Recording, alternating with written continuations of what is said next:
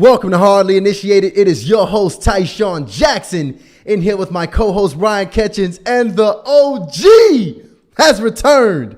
The legend himself, RC Blakes, is back on Hardly Initiated, and today we talking about the state of relationships. Let's get to it. Welcome to Hardly Initiated.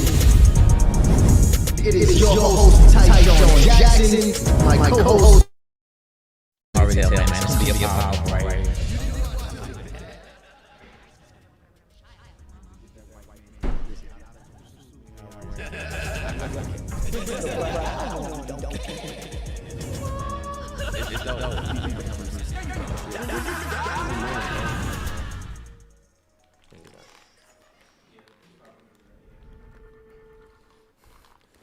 All right, family. Insane. What was that? We are here, we are live, and it is time to get this show on the roll. This is a man here that really doesn't need much introduction because he has been really lacing the entire spectrum of men and women with some of my favorites, some of the most principled relationship content that our community really needs for quite some time now. We on here rocking. It finally has happened on the live show. Bishop RC Blakes, welcome back to Hardly Initiated. And I stress the back. What's going on with you, brother? I'm going higher. You know how I do it. On top and going higher. Facts. Looking smooth over there. First of all, Thank you, sir. I appreciate hanging out with young kings. Like, I got to do something. yeah, I already told him. Y'all see, first of all, do y'all see Bishop? I said, how in the world does Bishop look younger than he looks the last time I saw him? It's incredible, Bishop. Big Well, facts. that's having a good life. Oh, We gotta get one, Ty. We behind. yeah. I guess we about to start aging real soon. Yeah. Yes, sir. Man, well, Bishop, let me tell you, we prepared an incredible conversation for you. I'm very excited for everybody that's in here right now. Listen, Bishop right here is, look, he's not in the Hardly Initiated Studios, but we had to make it happen. He's recording all the way from NOLA. I want y'all to tell us what city y'all in right now. In the chat, everybody, I want y'all to drop your cities and let us know where you're from and where you're tuning in from. And while that's happening, we will show some love to the episode sponsor. Facts. We're real quick. We actually got a few people, guys. We got a few people in the chat saying you hear an echo. Oh, so no. let us know if you hear an echo. Is that me and Tyshawn, or is that the Bishop that you're hearing that echo from? Let us know. Drop that in the chat right now. They said diabolical echo. Wow. I'm sorry about that, family. We having an echo real quick. Hold tight for us 1 second. Let us figure this out so we can get this taken care of. It's saying Bishop is echoing. Bishop has an echo. Bishop, let's get a 10 count real quick so we can see if you still echoing right now. Hold on 1 second. 1, 2, 3, 4, 5. Okay, 6. Okay, you good. You good. See, I don't hear it. But if y'all still hear Bishop echoing, let us know, and we I gonna don't get hear it anymore. There we go. Okay, it might be gone. It's I on. heard it initially, but I don't hear it Oh, anymore. remember that switch? Yeah, we had to turn that off. So now you know we're going to have to keep that down. Guys, the echo is gone. We fixed it. Thank you guys for going ahead and staying patient here with us. Yo, this is okay. Yeah, so people are saying it's fixed. This is crazy though. We got people from the UK. We got North Carolina in here. We got South Carolina, Atlanta, Fulton County, Los Angeles, Montreal, Freeport, Bahamas, Jersey. Big shout out to all the cities in here. Man, I'm very excited for what you guys are about to see all over the world. Let's go ahead and get to that episode sponsor real quick, Ryan, so we can go ahead and get to this incredible episode that we're about to have. Big facts. I'm gonna tell you. So it's crazy. So we get up with the fellas at least one weekend out the month. We get up with the fellas. All right. Yeah. Now I'm talking to, we talking about women. We talking about money. We talking about, spirituality, a little bit of everything. But of course, the conversation about date night came up. One of my boys is telling me, he loves the date night, but he's like, I'm for real. He's like, I've been working hard. I'm really tired of going out. Like, I don't want to go out this weekend. Okay. And, he was having some issue because he don't want to tell his lady, hey, the one night we got a week, I don't want to go out. Yeah. So I told him, why don't you just run a movie night? He's like, yeah, but, I don't really like watching the movie she watching. And she's just not really interested in the movie night. So this is what I told him. Went to the trunk because we just ordered we ordered like 100 cars, 100 Right. decks. Went to the trunk. I just got the box a couple of days ago. Had it in my trunk, pulled out the box. I said, look, I don't got a girl. I'm single. So if this don't work, blame Tyshawn. But I said, look, why don't you try cook a little dinner, you know what I'm saying, and pull out these cards and just play a couple rounds, see if she like it. Let me tell you, enough said. It was a wrap. She loved it, not necessarily because of the dinner, right? Not necessarily because he's spending time with her, but it's the way that they spent time. And she was able to learn some things about him that she didn't learn before. And it's crazy because it spiraled into another conversation. He told me that she prefers him to share more about his family. He grew up without a father. It's kind of some issues he's having with that and family life and taking care of his fam. And she just likes to hear about it because it actually makes her feel like she's not the only one with problems in the relationship. Got it. So there you have it. You got to cop these cards.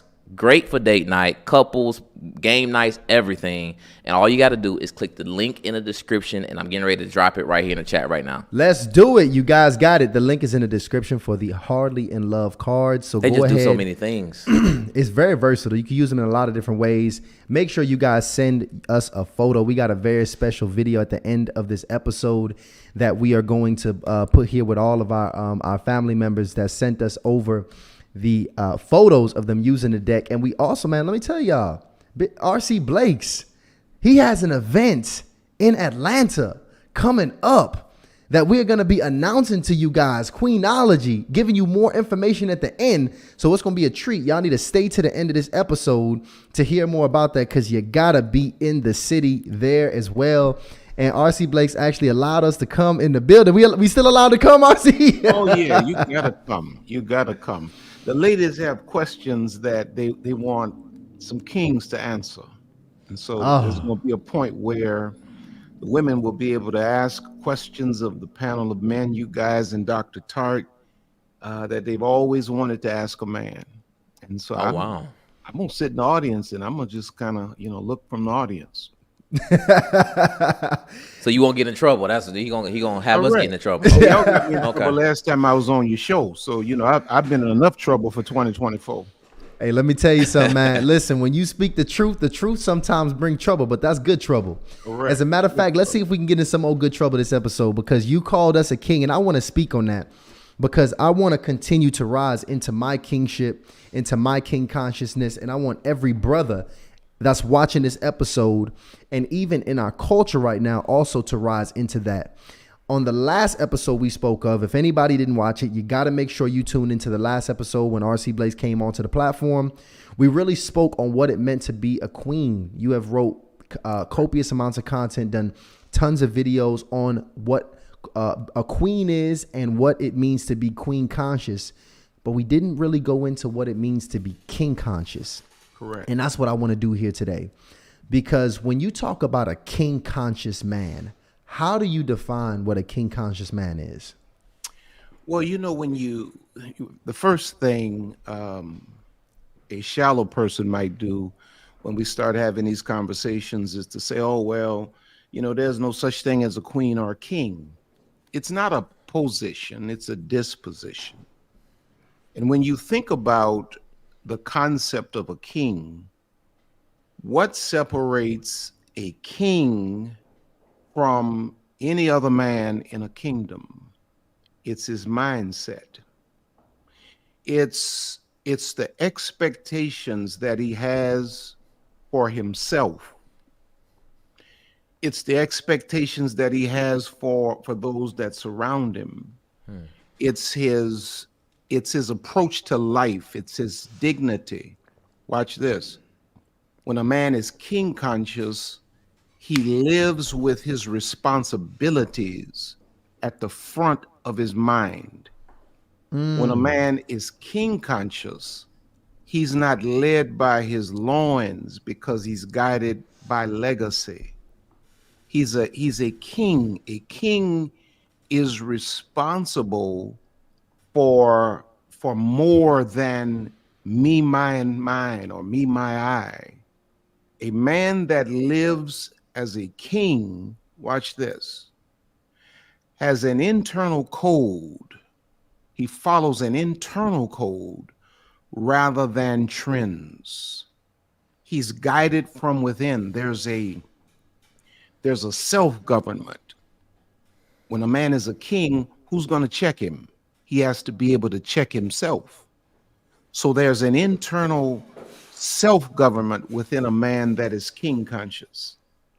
He's a man that lives for purpose, and he understands the weight of his responsibility. Got it. Man, I got so many questions when you consider that level of king consciousness, because that sounds like an incredible brother. Yeah. And I'm not sure how long it takes for a man to get there, because that also sounds like a man that has absolutely worked on himself. Correct. And that's a man that both at this point, men and women will respect. Correct. But a woman in particular, how can she recognize a man that is king conscious and how he moves and operates with her? Well, his disciplines. You know, I think when you start, first of all, let me rewind a little bit. So you may have to bring me back to this exact question, because I think this that I'm getting ready to say is necessary. When we look at modern society, when we look at the culture, there are primarily two kinds of men that are promoted. You know, if it's men, we promote the pimp. We all men that are struggling with broken consciousness want to be pimps. They want to be able to manage and manipulate the emotions and the mindsets of women. And then you have the other brother that society talks a lot about, which is the simp. That's the brother that's managed and manipulated by overly aggressive women. The man that society is failing to address is the man that God intended us to be, and that's the king. The pimp lives for self-centered objectives. The simp lives to please because of his toxic empathy. He lives for the pleasure of Jezebel-like women. But the king lives for the well-being of his family and his community. He is a selfless leader. How can a woman recognize this guy? I said it, his disciplines. A king has a different set of disciplines. You know, I've been married to my wife for 30 years, and I travel the world. I traveled the country. A lot of those years, she wasn't able to travel with me for having to raise children. It was not the gaze of my wife that kept me maintain my being a faithful husband. It was not even my love for God that caused me to maintain my status as a faithful husband. It was the internal guidance of a self-awareness. It's me knowing who I am and refusing to fall from that level of dignity and discipline. She may recognize him by his disciplines, spiritual disciplines, sexual discipline, financial discipline, emotional discipline. She may also recognize him by his temperament. He's confident, but yet he's humble, yet he's competent. She may also recognize him, the world may recognize him by his incredible level of focus on priorities. You see, you're not going to find kings in Magic City. I didn't get no amens on that. Right. Yeah, because he got some other things he's focusing on. You're not going to find kings frivolously wasting their time. His focus is immense. And then you can really determine a king conscious man by the impact he makes on the earth. A lot of men talking, A lot of men, you know, I make this, I make that, I got this, I got that, but they're not making any impact on the kingdom. The impact of the king, he empowers everyone around him. Kings elevate everybody. You know, high value man, I love the concept, and you know, I subscribe to it to a certain extent, but you gotta think deeper than just being a high value man, because a high value man is really concerned about himself. But when a man becomes king conscious, he understands that his strength, his well-being is for the sake of the kingdom, the family, the community. It's almost like a chessboard. You know, the king sits back in the cut and he releases everybody to play their role, because he understands that the moment he's taken out, the game is over. So kings live to impact the kingdom. You can also, a woman specifically, um, may be able to locate a king by his language. Kings talk a certain way. Kings are respectful. Kings do not demean. There's no need to demean when you understand the power you possess. His language, his energy. When kings walk into a room, everybody's empowered. They're not afraid. They're not intimidated. Everybody's empowered. And then she can tell the king by the way he treats her. This is Okay. a strong man. I mean, you describing this type of man. I mean, I want to be around that type of man. I mean, that's the man that you know, have reverence for, man that you have strong respect for, you know. And I'm gonna be honest. I mean, I know a lot of good guys, but even those good guys, there's not very many that have hit that particular level. So is there like a junior level, like a, you know, like, you know, like a guy that's capable of reaching this king consciousness? Is it like, what is that area of man? And I think that's important too, because, you know, I think a lot of when you hear guys, what they're currently communicating that are single and dating, a lot of them just kind of feel overwhelmed with the expectation of what a woman wants from them. Because I can imagine every woman will want that king. But how does a woman recognize a king on the rise, or a man with that king potential? Because I can imagine it's probably more of those than guys who are actual kings in the marketplace. But you let me know what you think about that. Well, you know, I believe that all men are kings. Most are just unaware. And most of us are unaware. And if you're not aware, it's, you know, it follows that you're probably not developing. But every man is born innately with this potential. It's like the acorn. Every acorn has the potential of being an oak tree.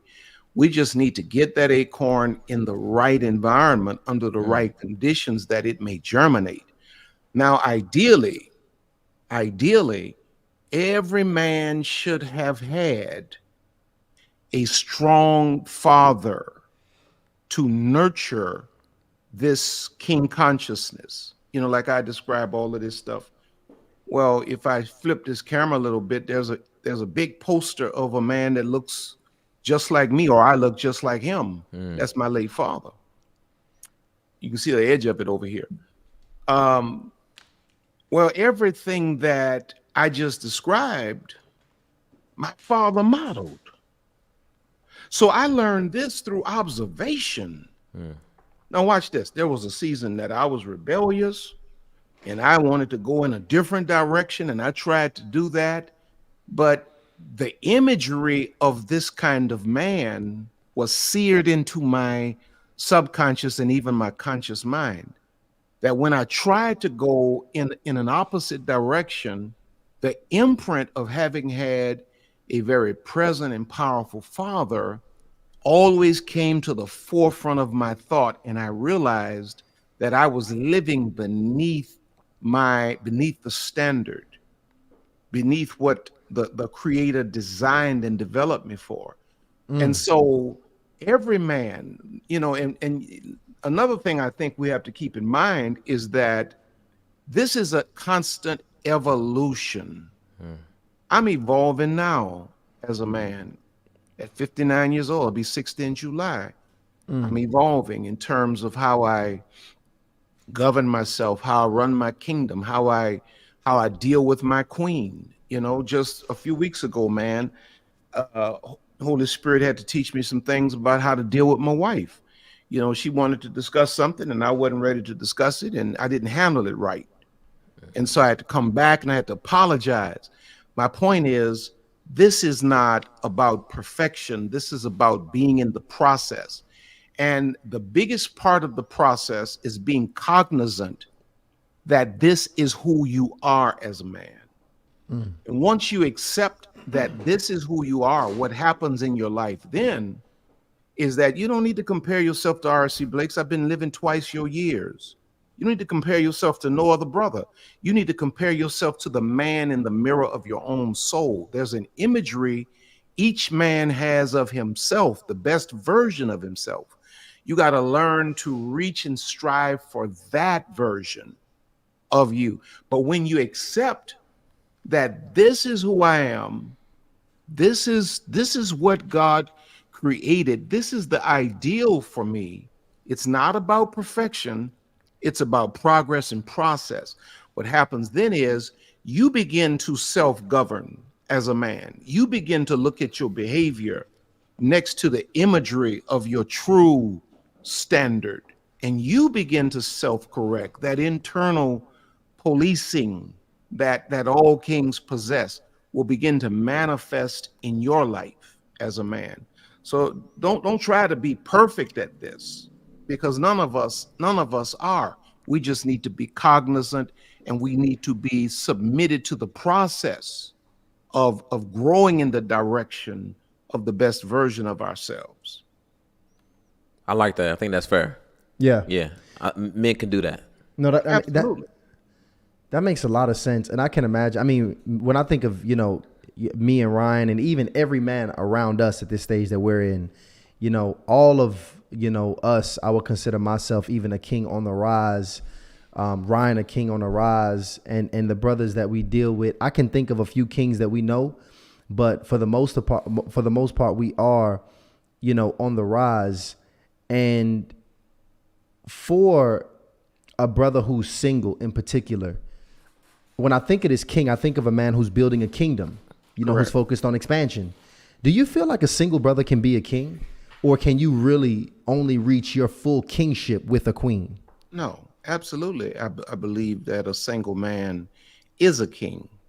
You're a king right now. You may be evolving and growing, but you're a king. Like when a woman gives birth to a male child, well, that's really a man. That's a man that's in process. She gave birth to a man. She didn't give that's just a man in process. And the stage of his process right now is infant, toddler, adolescent, teenage. But that's a man, that's a male child that she gave birth to. You are a king right now. A man is a king with or without a queen. In fact, you don't deserve a queen if you don't recognize and operate at a level of king consciousness. A queen does not deserve a king until she recognizes herself as a queen and operates at queen or at a level of queen consciousness. Yes, a single man is a king. Absolutely. Okay. Well, all right. Well, Ryan, you a king. You a king just in case Big you ain't facts. know. Big facts. We kings, y'all. Fellas, single brothers, we kings. You are. And so, and this man, this is where it gets a little personal, because, when I'm thinking about, myself and where I am right now, I'm actually looking, RC, to really rise into, I would call it true kingship, where I actually have a queen, and vetting, and put myself in a position to really vet a queen at this point, to have a long-term relationship, really to start building in that part. Because really, when you're single, I really can't consider any of your relationship life building until you really get into marriage. Everything else really is just frivolous, all experiences, whatever the case might be. And, it really is a struggle to understand and know the level of readiness for even myself. Not that I feel like I may not necessarily be ready or prepared in the skill set of all the things that I need. Like, I'm not worried about knowing how to communicate and knowing how to do those things from a skill set basis. It's really a commitment thing, especially when I consider because I think the hardest part for myself and a lot of guys that I know, especially guys that actually have the ability to really, attract women, monogamy is very scary, because it's probably the biggest commitment we will ever make. Correct. And me personally, I'm not trying to jump into it, lackadaisical or however you say that word, or, just jump into it not knowing I'm fully ready to take that on and potentially create broken families and all the consequences that come with you just, jokingly making the biggest commitment of your life. So when would you say a man knows that he is ready and prepared to fully commit and take on the task of monogamy? What is that? What is that point? Well, can I go back into my own life? Of course. Of course. This question is very personal to me because I love the idea that I've been able to live faithfully with my wife. That's a blessing to me as a black man, especially. But the backstory to that is God had to show me, just give me a real vivid imagery of my purpose and why I actually existed. And when God got through showing me my purpose and what he wanted to do in my life, God then said to me, I can't do this with you as long as you're living like this. And I was, just all over the place sexually, just, y'all can imagine. Right. God was, yeah, y'all can imagine. I was all over the place sexually. I had never been faithful to any woman. I had never had, one woman at a time, always had multiple women. And God said, now this is what I want to do with you, but I can't do it for you as long as you're living like this. And so it was like, once I got the real glimpse of purpose, and once I really was committed and married to purpose, I realized how my sex life, the thing that I had, made an idol of, really was or had become a distraction to the best version of me. And when I sacrificed my sex life and I said to God, okay, I'm not going to do this anymore. I'm going to dedicate this part of my life to you. It was then that everything God showed me started warp speeding into manifestation. So a man knows that he's ready to take on the concept or the idea of monogamy when he's gotten to a place where he actually has control of his sex life. When a man can choose to lay down with a woman or not, it's then that he's in a posture where he's ready, legitimately ready, and able to commit to one woman. You see, the reason why when I went back and got Lisa, I knew that I could be a faithful husband is because in my singleness, I had conquered those desires through abstinence. And the whole story behind me telling Lisa go on and all of that, I actually thought I was going to live like a priest. I thought I was going to actually be celibate, that I was going to actually not have sex the rest of my life and just commit myself to ministry, which is my purpose. And then God and my mama said, no, that's your wife. So when I went and got her, I had so personally and internally developed and strengthened as an individual, as a man, that when I said I do to that lady, I knew I wasn't going to have a problem being faithful because I had gone through my own personal journey prior to making those commitments to her. Does that make sense to you? 100%. I think that makes a lot of sense. 100%. I remember we had Man, we had what's my pastor name that was on here last time? Pastor Jamal Bryant. We had Jamal Bryan on here, and he said where he made the mistake was his first shot at monogamy was marriage. Mm-hmm. You know, so Doesn't he work. said again. I said that does not work. I think that's most guys. I think that's kind of you cheat and you fool around and you do all this crazy stuff until you actually get married. And I think that's when they try to typically cut it off. Try to cut it all off right there. Yeah. Cold turkey. And you saying that doesn't work is what you're saying, Bishop. Correct. That doesn't work. There has to be, and I mean, hey, I understand. And I hope women are hearing this conversation we're having, because we're actually trying to do right. We're really intending to do right, but nobody's really nobody's pointing us to the deep personal work that we have to do to actually show up in a relationship that we can actually take authority over those desires. When a man says to a woman sometimes, that when he slept with somebody outside of the relationship and he says, I did it, but I love you. Women don't believe that. But a lot of times he really does love you, and he really does not love the woman he slept with. He's just never been faced with the idea of challenging that monster that lives on the inside of every man. He can be a church man, he can be a barroom man, he can be a street man, he can be a thug, he can be whatever. That monster lives in every man. And until we challenge that monster, and until we do that personal warfare within our own souls, most of the time we're going to come up short, even when we get married intentionally, thinking that this is going to solve the problem.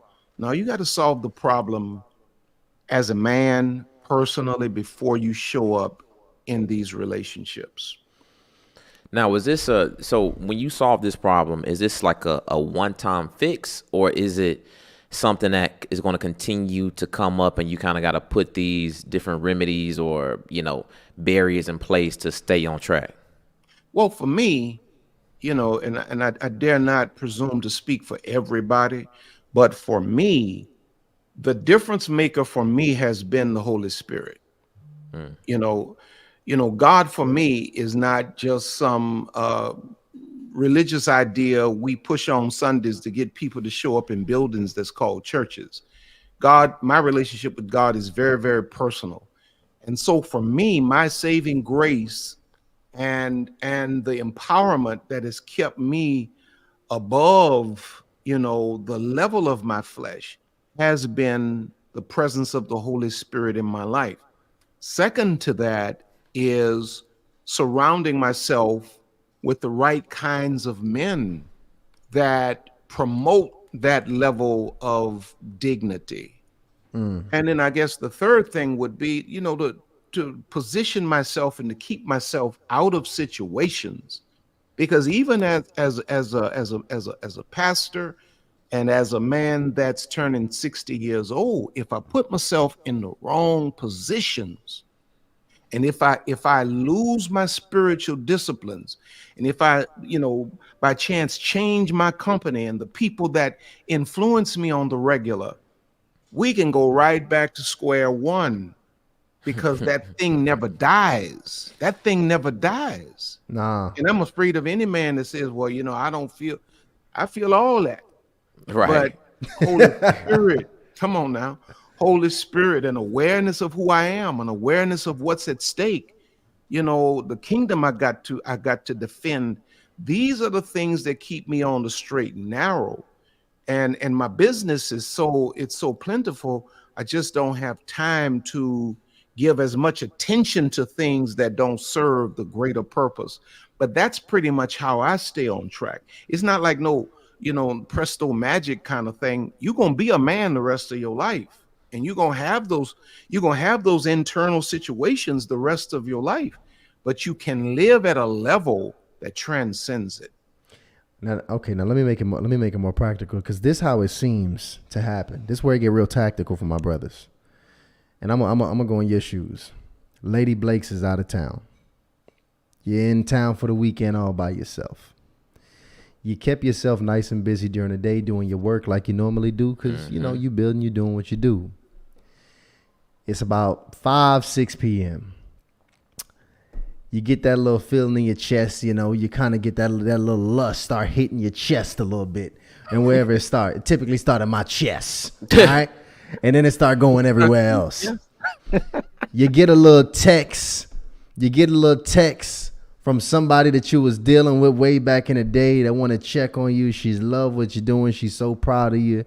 Love, I can't. Hopefully one day I get to see you again. Wink face. All right. Now the temptation is present. The lust is present. All of this is currently happening all at one time. And the opportunity to probably even do it and take it to your grave is present. Right. What are you practically doing right now to go about fighting this event? If Correct. This were to happen, if you were to experience that? I'm self-policing. This is what I'm doing. And I've been in that situation right there. I've been in that. And you know what I do? I literally have a conversation with myself. I push myself up against the wall. I remind myself of what's at stake. I remind myself of the covenant that I made with God. I remind myself of the covenant I made with my wife. And I literally have to go through this whole internal monologue to get my soul out of the grips of that, the pressure of that moment where that temptation is heaviest. And I have to buy myself some time now. I got to buy. And this is why I got to have accountability partners. I got to have some men in my life that don't need me to show up perfect all the time. I can call them and say, hey, bro, I'm dealing with this right now. I need to tell somebody this, because some of this stuff you're not going to be able to carry by yourself. Some of this stuff you're not going to be able to carry by yourself. You're going to have a man that you respect that allows you to be human, that you can really have this conversation with. Is not going to necessarily throw a bunch of Bible verses at you, but going to continue to talk you down off the wall you already started talking yourself down off of. You follow what I'm saying? Mm-hmm. Absolutely. That's the beginnings of it. And honestly, man, it really helps. Now, this may be going a little deep right here, but when a brother is king conscious, you gotta connect yourself with a queen that allows you the freedom to be honest. See, when my wife and I got married, I was a very young guy, around y'all's ages, you know. I think I was 30 or something like that. And 29, 30. And the relationship we've always had, see, she knows me. She knows me. So it's like, ain't nothing I can do. There's no game I can run that she don't already know the whole play. You know, that's when you marry a woman that's spirit-led and knows you. Come on, man.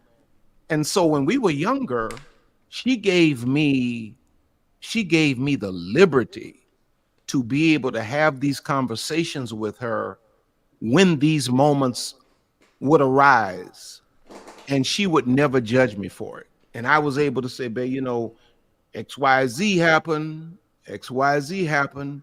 And that went on for a little while when I was younger, man, until I really got to a place where I had overcome all of these temptations. Now I live in a place where I've been doing this so long, it's a rare occasion that I have to struggle with that kind of thing.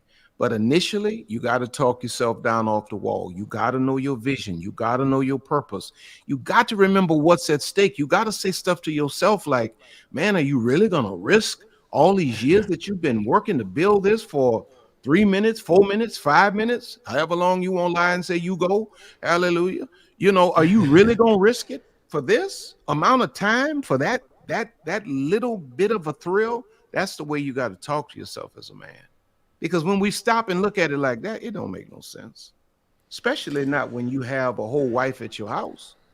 Why would you go out of your house and risk your finances, your reputation, your health, the respect of your children, the heart of your woman, the dignity of your family, your friendships, That's the way you got to talk to yourself. That's the way I had to talk to myself as a younger man. So I you do need have that. conversations about so because that's I don't want to say it's strange, but It I is can't say that's strange. common to talk about lust and the experiences you having with your woman. Because first of all, if a woman tell me that, sound like a setup. Hey, come talk to me about the lust. And Right. tell me when you want to have sex with other women. I want to hear about that. You know, Correct. 'cause- Well, let me be clear. She didn't invite me in to say that. I told her, I said, now, hey, I'm really working on this. I've been committed to abstinence. Now I'm married, and I really want to be a faithful husband. And I'm young, and I got all of this stuff coming at me. And I said, now, I ain't got nobody else talk to about this stuff. And that's the kind of relationship we've always had. But I've always been honest with my wife, you know. So she's always given me the liberty to be honest, and she's always given me the platform where I could come and I could say whatever was on my heart if something, I felt like I needed to be accountable in certain moments. And there were moments that I needed to be. it's I'm asking. I'm, Go ahead, I'm, Ryan. I'm just glad you shared that because, and I've talked to, we had Pastor Brian Meadows on the show not too long ago, and I talked to him about this, but that lust, it's really, really hard to fight. And it comes up in it's so many different situations, Yeah, so many. It's Right. so many different situations. And this was maybe a couple of weeks ago, I just started back dating because it's easy because like when when I wasn't dating, really easy to be abstinent. Like I mean, I was the level of desire was high, but it was still sustainable. I can kind of bottle it up and Correct. still keep it moving.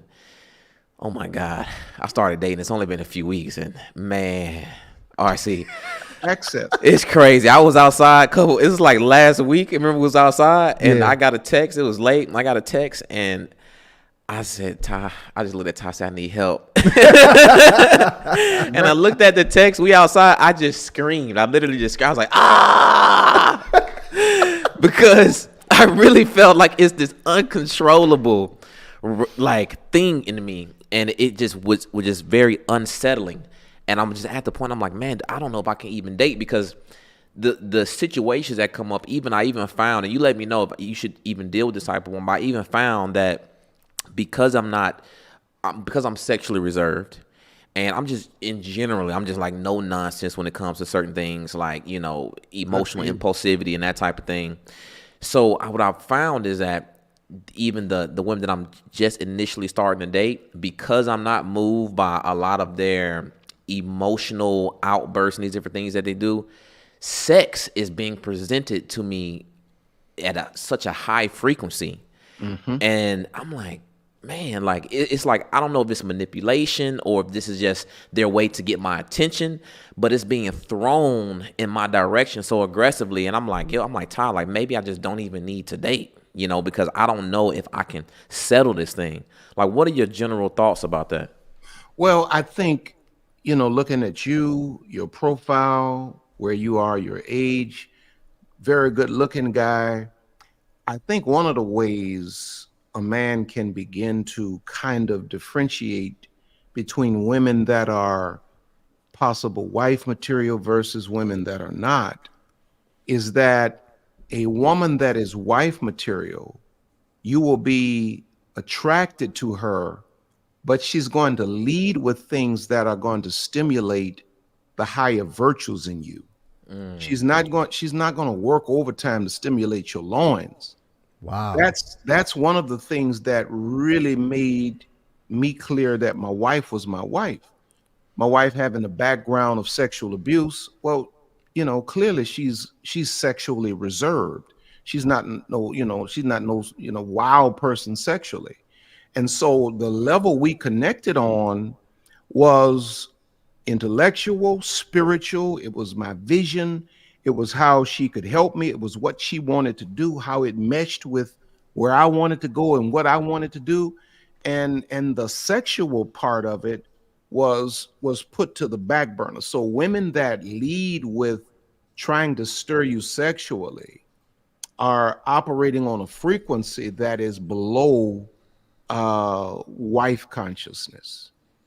It's below wife energy. And so I would say, not, I would just say be mindful of that, because the woman that would make a great wife for you is definitely going to be a woman you're attracted to, but she's going to be a woman that's going to stir and stimulate the aspects of you that will so distract you from the physical that it won't be a problem. That's that some makes sense. game. No. That's incredible. That's on a deeper level. Yeah, because I can identify that. It's certain women that as soon as the only thing I can think about is sex. It's like when I'm around, and it's how they dress. Yes. How they flirt with you, how they tempt you, how they how they just throw out little hints of Correct. like it's everything about the aura is to create these sexual urges. Yes. In you. Correct. Whereas, it's interesting because, I'm actually even dating a young lady that I've had stimulate other things. But the reality is with me, the problem is me. Like, and that's the problem with lust too. Lust can be so powerful that I'm even potentially holding up building a family, expanding, with a woman, expanding all of these things purely because I don't trust myself. And that's really how powerful it is. And because I'm very serious about what I want my outcome to be, and I'm not half-assing it, I really want to go in with clarity of knowing this. And I've had this conversation with many men, so I know this is a conversation that they are not having with women. So ladies, y'all are hearing this. This is really a one-on-one conversation I would have had with the bishop if we was in the room by ourselves, and many men have by ourselves because we really don't even know how to communicate this in many ways with the ladies. But I've even went as far as to having many men that I talk to give in to the fact that they don't even want to control their lust, and thus find a woman who has the motto of saying, hey, look, listen, I don't care what you do outside this house. As long as you don't bring none of that mess inside my house, I don't care. A lot of men now are looking for this, and if you will, this flexible monogamy, this flexible monogamy. Now, what do you think about a woman who is okay with that structure? Do you think that still is something that's stand up and respectable to keep the house going and to keep the legacy going? Or you think that is the mindset of a woman who's not queen conscious? Well, I'm never going to demean a woman that goes, to whatever extent to try to preserve the family structure. But I have to say this. A woman that says to her man, do whatever you want to do, just don't let me find out about it, just keep that stuff out of here, is clearly a woman that has settled. And it is not only a sign that she has settled, it is also it's also clear that she does not trust the man she's presently with. And he's basically perpetuating the trauma that probably started early on in life. And so now she's just at a point where she's settling for the optics of a family, the optics of a relationship. And it should break any man's heart that really loves his woman to hear her say something like, do whatever you're going to do out in the street, just don't let me find out about it. Every woman that loves a man deserves to have a man that will make her feel safe and covered. And so when, definitely not queen conscious. She's definitely not walking in her queen consciousness at that point. She's a broken woman. She's a shell of herself. And quite frankly, I think we as men with women that are in that condition, we take advantage of them. And then we want to act like you don't understand what I'm saying when I get on this camera and I go to talk about the stuff I'm talking about. You know exactly what I'm saying. You pimping out here under the guise of being married. You know what you're doing. You just running the same game the pimp run on the woman on the corner. You running it on your wife at home. That's all. She all caught up in the game, and nobody's been around to teach her better. You know what? I want to get the temperature of the room on a poll on this one because I think that's a hell of a question. We're going to drop a poll to see what everybody else thinks in here because I want to know if a woman is okay with letting her man cheat outside the home as long as he brings no mess inside the home, if that is okay with yourself. And here's the thing. I want y'all to keep it real too, because I know it's real easy to kind of rah-rah and say, oh no, and then you just heard Bishop say what he said, but be very honest with yourself. Assuming, and I want to even paint this picture, assuming this is a man who's a provider, who's responsible, and who can actually hold down and lead a family, but that's his vice. You don't know what's going on. This is happening. And I've actually heard this be very common for a lot of, really OG couples even. I don't know if it's very much so spoken about. Obviously, that's not something I spoke about. In fact, even with what the woman is communicating, she's like, I don't want to hear it. Don't let this come back to me. So it's not spoken about. That's the whole, it's like a don't ask, don't tell, if you will, situation. And, I really want to hear that. So, Ryan, did you go ahead and drop that? Well, give me the exact poll, though. Give me the exact poll so I can make sure I got it. Is a woman okay with allowing a man to cheat outside the home if he brings none of it home? I guess we could just keep it there. And honestly, we could just keep it at a yes or no. And I want to ask you this too, because unfortunately, Bishop, infidelity is not unusual. No. And because it's not unusual, I can't say it's a good idea for every couple to, or let me even be more specific, every marriage to divorce when infidelity occurs. So I want to ask you, is it like for a man, let's talk to them. We talking about men. Let's keep it on us. If a man is a cheater in a relationship, can he change? I'll say yes and no. I'll say yes and no. And this is why I say it that way. He cannot change himself. If that's his fundamental nature, he cannot change himself. Like me, for instance, I really couldn't change me. I've been able to maintain it, but it really took an encounter with God for me to break that spirit off of my life. Now, most men that are cheaters will not change. They don't want to change. They're not going to embrace any kind of an environment that's going to facilitate change or growth. That's just the facts. Most men that are cheaters are not going to change. But a man can change if he has a will to do so, a heart to do so, and something greater than himself to empower him to do so. Right? That's my honest opinion about that. Most men are not going to change because there's no will to do so. And then we have a generation of women that let us do whatever we want to do, so there's no pressure to do so. I listen, because it is two sides to the game, because as many men are cheating, they cheating with somebody. Correct. And I do think many women, the same women who are like, hey, my man cannot, there's no way my man can cheat, and that's cool, are also a lot of the same women who are okay or who have, subjected themselves to being the other woman in a relationship for whatever reason. Hey, they're separated, they're getting a divorce, him and his wife don't have sex. Or they he straight don't up love his married. wife, or they straight up married. Yeah, and they Yeah. cheating. It's so many reasons.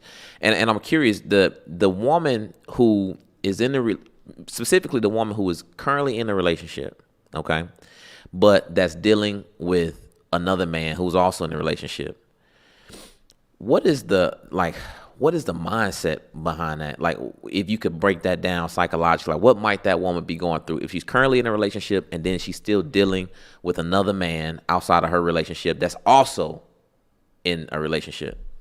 I think a woman that's in a position like that, I think I'm no mental health professional, never claimed to be, but I think a woman that's in a position like that has experienced trauma probably from a little girl. She probably watched her father cheat on her mother. She probably watched her mother take it from her father. So there's a part in her that says, I'm never going to let a man cheat on me. And the way the culture says to rectify or to balance this inequity is to cheat on the man. And so you have a broken woman that's caught up in a toxic system that's created and managed and manipulated by perverted men, and she thinks that she's going to the casino and somehow she's going to beat the house, and she always comes up on the losing end of the deal. I see a woman that is broken, a woman that is being manipulated, a woman that is that really needs rescuing. I really do. That's what I see. I feel sorry for a woman that even gets caught up in a situation where she places her value in the idea of a relationship, that my connection to a man determines my worth. That's what you have going on there. Why is this lady not more committed to her own purpose and pursuits in life? Where does she get this kind of time from? This is a woman that is really struggling with broken consciousness, and perverted men are taking advantage of it. And now, how do I recognize though? Okay, and we're gonna close out that poll after this one because I really want to see what the people are saying. Okay. How can someone recognize if someone that's a cheater in a relationship, if they actually are having that will to change? What does that look like? Because again, if we saying this is something common, we don't want to necessarily, you can't always just divorce because this is happening. How do I know I should stay with this person? Well, I think that's a personal decision. I think that's something that everybody has to, from my context, everybody has to pray about. And ultimately, you have to make that decision. You have to make that decision if you're with a person that is not changing, does not want to change, and more than likely will never change. You have to make a decision for your own well-being. And if there are children attached, you have to make a decision for their well-being. A lot of times we stay in situations that are toxic and abusive, emotionally or whatever, verbally, thinking that is what's best for the children. Best thing for any child is a happy, functional parent on either side, be they in the house together or not. But I think when you start looking at a person that has a whole lot of rhetoric, but the behavior is not lining up, a person whose time is not accounted for, a person who's very secretive, a person that's on a schedule. Well, I think that the signs are very clear. It's just amazing to me that we become detectives after we get into these relationships when we should have been detectives before we made any commitments to people. Man, If that makes sense. No, that makes perfect sense. Go ahead and close that poll out. I'm gonna close this. Well, I mean, the poll is a wrap, man. It's very clear on this. Is it okay for a man to cheat if he doesn't bring any issues home? If he just, no babies, no STDs, you don't even know about it, is it okay? And it's a resounding no. 95% of the voters. So I can imagine the 5%, those are dudes. Those are the guys. Because 95% of people say absolutely not, which I understand, by the way. No, that makes perfect sense. Yeah. That makes perfect. And it's about time, by the way, for the initiation hotline. So just keep in mind, we are going to put the link in the chat here. So you guys can go ahead, click the link, put your name in. You'll go backstage. Be patient. We'll let you up one at a time. Please turn your cameras on. Please have good lighting. And if you don't, because you got to stay anonymous because it's that ratchet, in the chat, tell us what you want to talk about so we can know you ain't trolling us, all right? Right, exactly. So I'm going to read some of these super chats real quick while we up. Let's get Shout out to all the new members, by the way. This is looking good. Shout out to the Queen Matriarch at 2 months. RC Blakes, I appreciate this brother so much. I see him as my spiritual father. That is not the first time I heard that, Bishop, because I actually ran into a Wow. young lady at the farmer's market. I asked her what's her favorite episode. It was an episode with you, and she said, she was like, he got me out of the worst relationship I have ever been in. So shout out to you, Bishop. Thank Shout out you. to VJ. Never fear, both of you are kings in the making. VJ, listen, we received that, VJ, No, especially from hey, you. VJ, no. We already kings. All right. Shout out to my girl Lisa. Says, please advise on how to teach a son if his father passed early, his grand purpose when there were more women in his upbringing. That's a good question. So, not every young man is blessed to, Correct. unfortunately, to have a father in his life. So RC, let us know. I mean, what is a woman to do for whatever reason a father is out the house? Well, I think a woman that's in a position like that, I think first of all, she has to not discount her own capacity in terms of raising a young man. And by that I mean you don't raise a young man the same way you raise a young girl. A lot of times mothers are tough on daughters and easier on sons. I think you have to be intentional about putting pressure on him, holding him to his word. But then I think, as a mother, I think you have to put him in environments that are full of testosterone. Don't let him escape it. Put him on some kind of football team. Put him in some kind of basketball team where he's going to have to be around other young men, and where he's going to have to be around masculinity, where he's going to have to show up as a man. And he's going to come home, he's going to want to quit and all this kind of thing. He's going to want you to rub his head and all that. No, you put him back in that car, bring him back there tomorrow, and just keep that process going, because you didn't give birth to a baby. You really gave birth to a man that's presently in baby form. But you gotta steer his development. Don't let him lounge. Don't make life too comfortable for him. Uh, intentionally steer him in the direction he's supposed to go in. And I think just parenting him intentionally and putting him in environments around men that you trust, around men that you trust, around men that you trust, men that you've observed, and just let nature take its course. God has put a seed of masculinity in him. RC, we got some people backstage we're going to bring up here. It Wait, looks hold like tight. we got the brothers. We got the And listen, fellas, hold tight because we're gonna bring you up to speak to the bishop. Shout out to my girl Leia. Says only an evolved and conscious woman will be able to digest this message with true empathy for the man. These are not excuses, but they're emotional realities. Hashtag Queen Conscious. I agree with that. Because it's not like we just wake up and just want to, like, it's really it's in us because, nature incentivizes what it wants. It wants us to reproduce.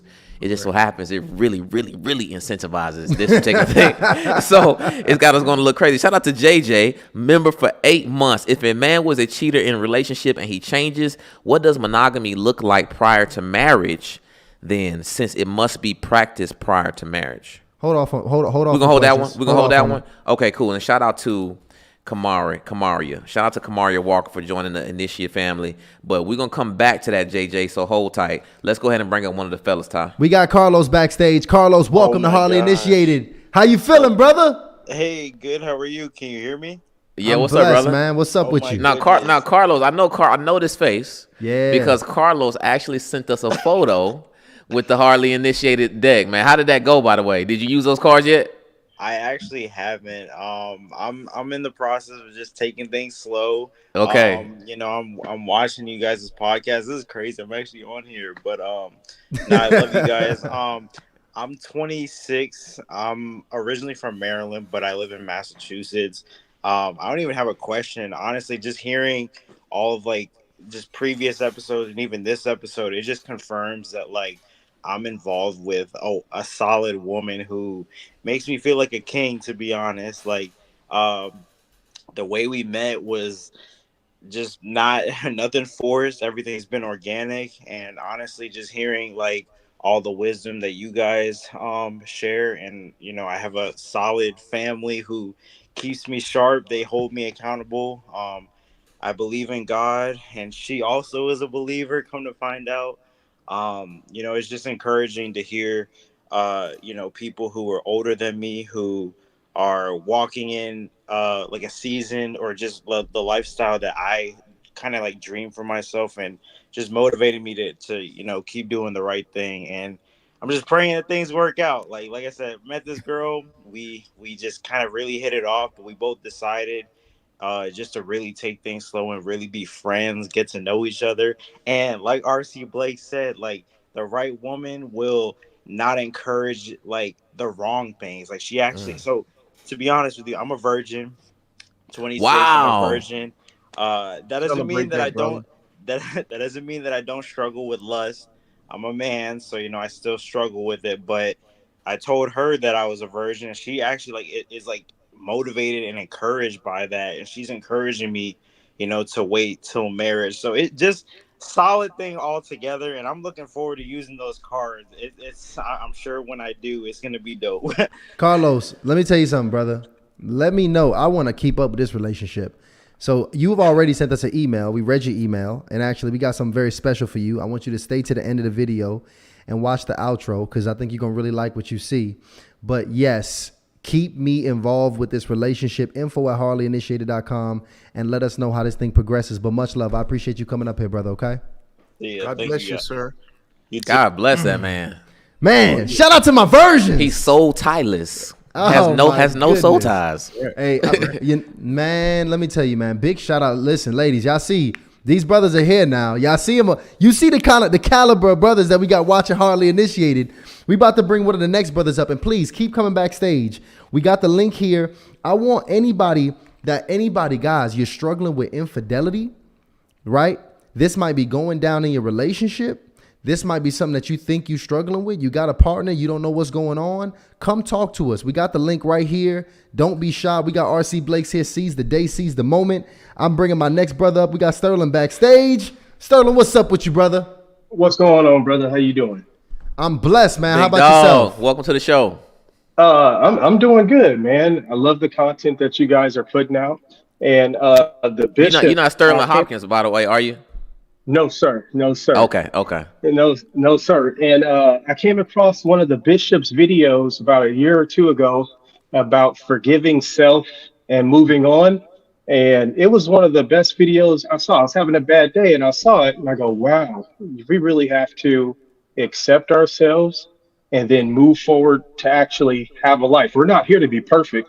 And I strive for perfection to be a good human, but it was pretty much like regret of things that happened in my life, not taking advantage of certain opportunities. I have a beautiful life, a healthy family.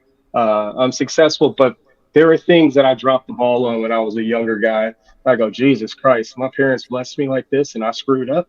It not screwed up and I didn't capitalize on it as much as I should. It was a problem. Yes, sir. But in terms of this conversation, it breaks my heart how many single people I see in our age demographic. Hold on, wait, Sterling. Let me cut you off real quick. Give me your age and location so I get context of your message. I'm 39 years old and I'm from Los Angeles, California. Got you. Okay, go ahead.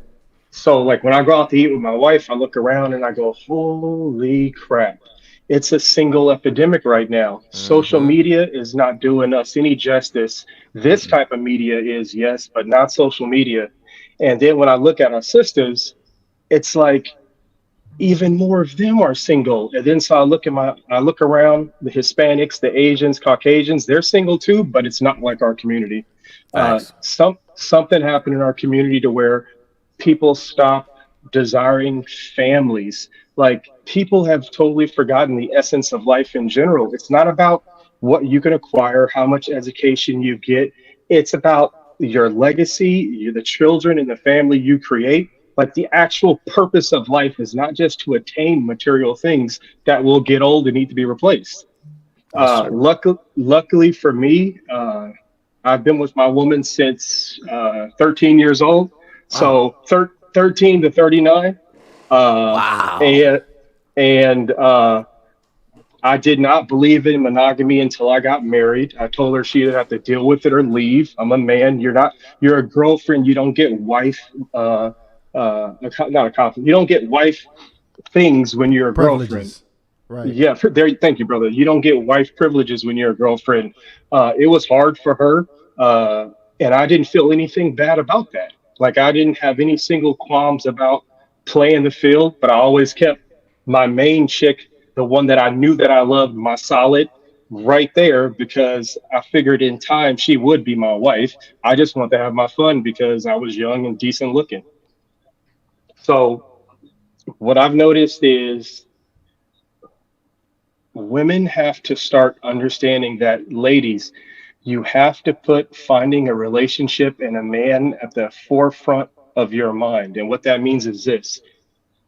Honestly, it should have started when you were in your 20s, honestly.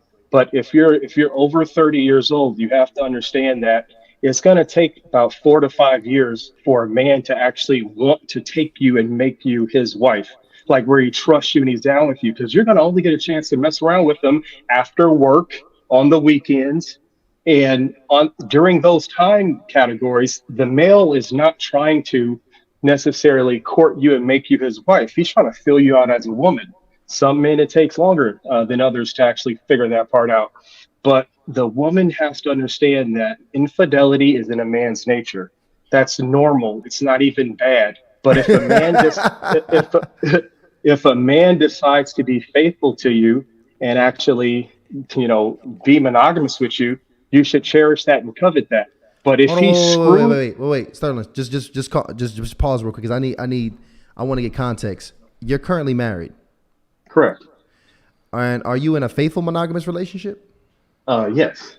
Okay. Did I screw around with other females before I got married? Absolutely. Okay. So when you got married, at the forefront of it, you decided to be faithful, or No. did you have no, to no, grow? no, no, no, no, no, no, no, no, no. I figured that honestly, it was like a switch went off in my brain. When I hit a certain age, I was like, yo, not only do I love my woman and a ton, uh, I didn't want to hurt her. And because I was a model at a point in time in my life and a bodybuilder, and I always felt like I was that guy and had game, I never had problem getting women. So as a young male, doing all the things that a capable young male does, like I kind of had my feel. Now, when I walk around in society and I see other women, yeah, they're attractive. But if a woman's throwing it at me, I don't want it. Like, duh, I'm good looking. Of course, you're going to be attracted to me. I expect that. But I do not expect myself, and I won't, to seep down to a level to where I'm just giving it up. Like, you have to earn that, like how my wife earned it, if it would ever happen, and it ain't happening. Okay, so Sterling, let me go. We got tons of people backstage, so I'm trying to get everybody on the show. But let me tell you, bro, I really do appreciate you coming up here and, first of all, keeping it real He dropped the whole testimony about your story and what happened. And how long you guys been together now before I let you go? Since 2003, so whatever that is. How many Since kids? '03. It's in high school. I don't have a kid yet. We're going there for it this year. I did Wow. career. I did career stuff, which I totally regret. I gotta have all this. I have to do this more, and I'm like, yo, what was I doing? I could have had a child and did this whole career thing that I thought was so important the whole time. But I was immature and young, thinking about the acquisition of things was more important. I'm stable, and so I'm playing catch up right now. Honestly, I'm playing catch. Oh, also, I'll let you go after this. Uh, Guys, don't wait forever to pick your woman because it's going to take you years. You know how hard we are on women, meaning to the woman that we choose. We give them shit and we're hard on them and we expect a whole lot. So understand that's going to take a good block of your time before you even consider marrying this woman. So when you go into dating a woman, don't even mess with anybody that you can't see yourself possibly marrying because you're wasting your own time, man. Like you don't have that much time. Like, Appreciate you, Sterling. And I'm going Hold tight, hold tight, Sterling. Hold tight. I'm crazy right now. Sterling going crazy right now. Sterling, good. We good. Hold tight, brother. I appreciate you, brother. Though, thank you so He much. All turned right. it up. Hey, Sterling said I'm about to come up on here and coach y'all tonight. He said I'm about to come up on here and coach y'all. And Good luck with growing his family, though. He said he's going for some kids. So that's, good luck. Yeah. it's funny because I mean Sterling is really honestly starting how the conversation here started. Like even what you said, you started like RC. You said sexual life all over the place. Correct. wanted to know, you wanted to, you knew that in order to get to this next level, you pretty much had to tighten up and, increase the level of discipline, pretty much to get all of, really, it's the fruits of Yes, that. sir. Yes, It's really the fruit, because all of the fruits are behind the discipline. If you want to have a better body, you need better discipline. You want to have a better bank account, you need some more discipline. You want to create a better life, a bigger family, a bigger impact on this earth. Discipline. It's all behind the discipline, and it's incredible, man. Y'all come up on here. First of all, I got to tell my niches be so excited. Y'all listen, we got a saying on here. I want y'all to be brief, and I want y'all to be brilliant, and I want y'all to come up on here with some questions. I know y'all got y'all monologues and y'all want to give your testimonies. But testimony service is not today. All right, Another episode. Yeah, that's another episode. Come up on here and ask a question, because I really want to know what the situation is, and I really want to be able to help some people that might be experiencing some things here. So we actually let me bring one of the ladies on the stage. Now we brought two brothers here. Everybody stay patient backstage. We got Kamaria Walker backstage. Kamaria, what's up with you, sweetheart? Hi. So I just want to say I didn't think I was gonna ever get picked, right? So my phone. Wait, start here too, just so we can get some clarity now moving forward. Give us your age and location of your question. I'm 25 and I'm in Georgia right now, so I'm like an hour away from you guys. Hold on. How you know we at? I'm in Atlanta and I've been watching y'all. Like, it's so inspiring. So I watched the Queen Afua, and so I was like, y'all got RC on here? Oh my goodness. Like, I've been watching you too, RC. You've been helping me through a lot. So briefly, I just want to know, my heart is kind of beating because I got this question and I've been wanting to speak to somebody that really got some insight. So why do I attract older men? Like, that's been a thing for me. I'm sorry, what was your age again? I'm 25. 25. Okay. 25 in Georgia. So I'm 20. I'm in the exploring age, but I really got this old soul about me.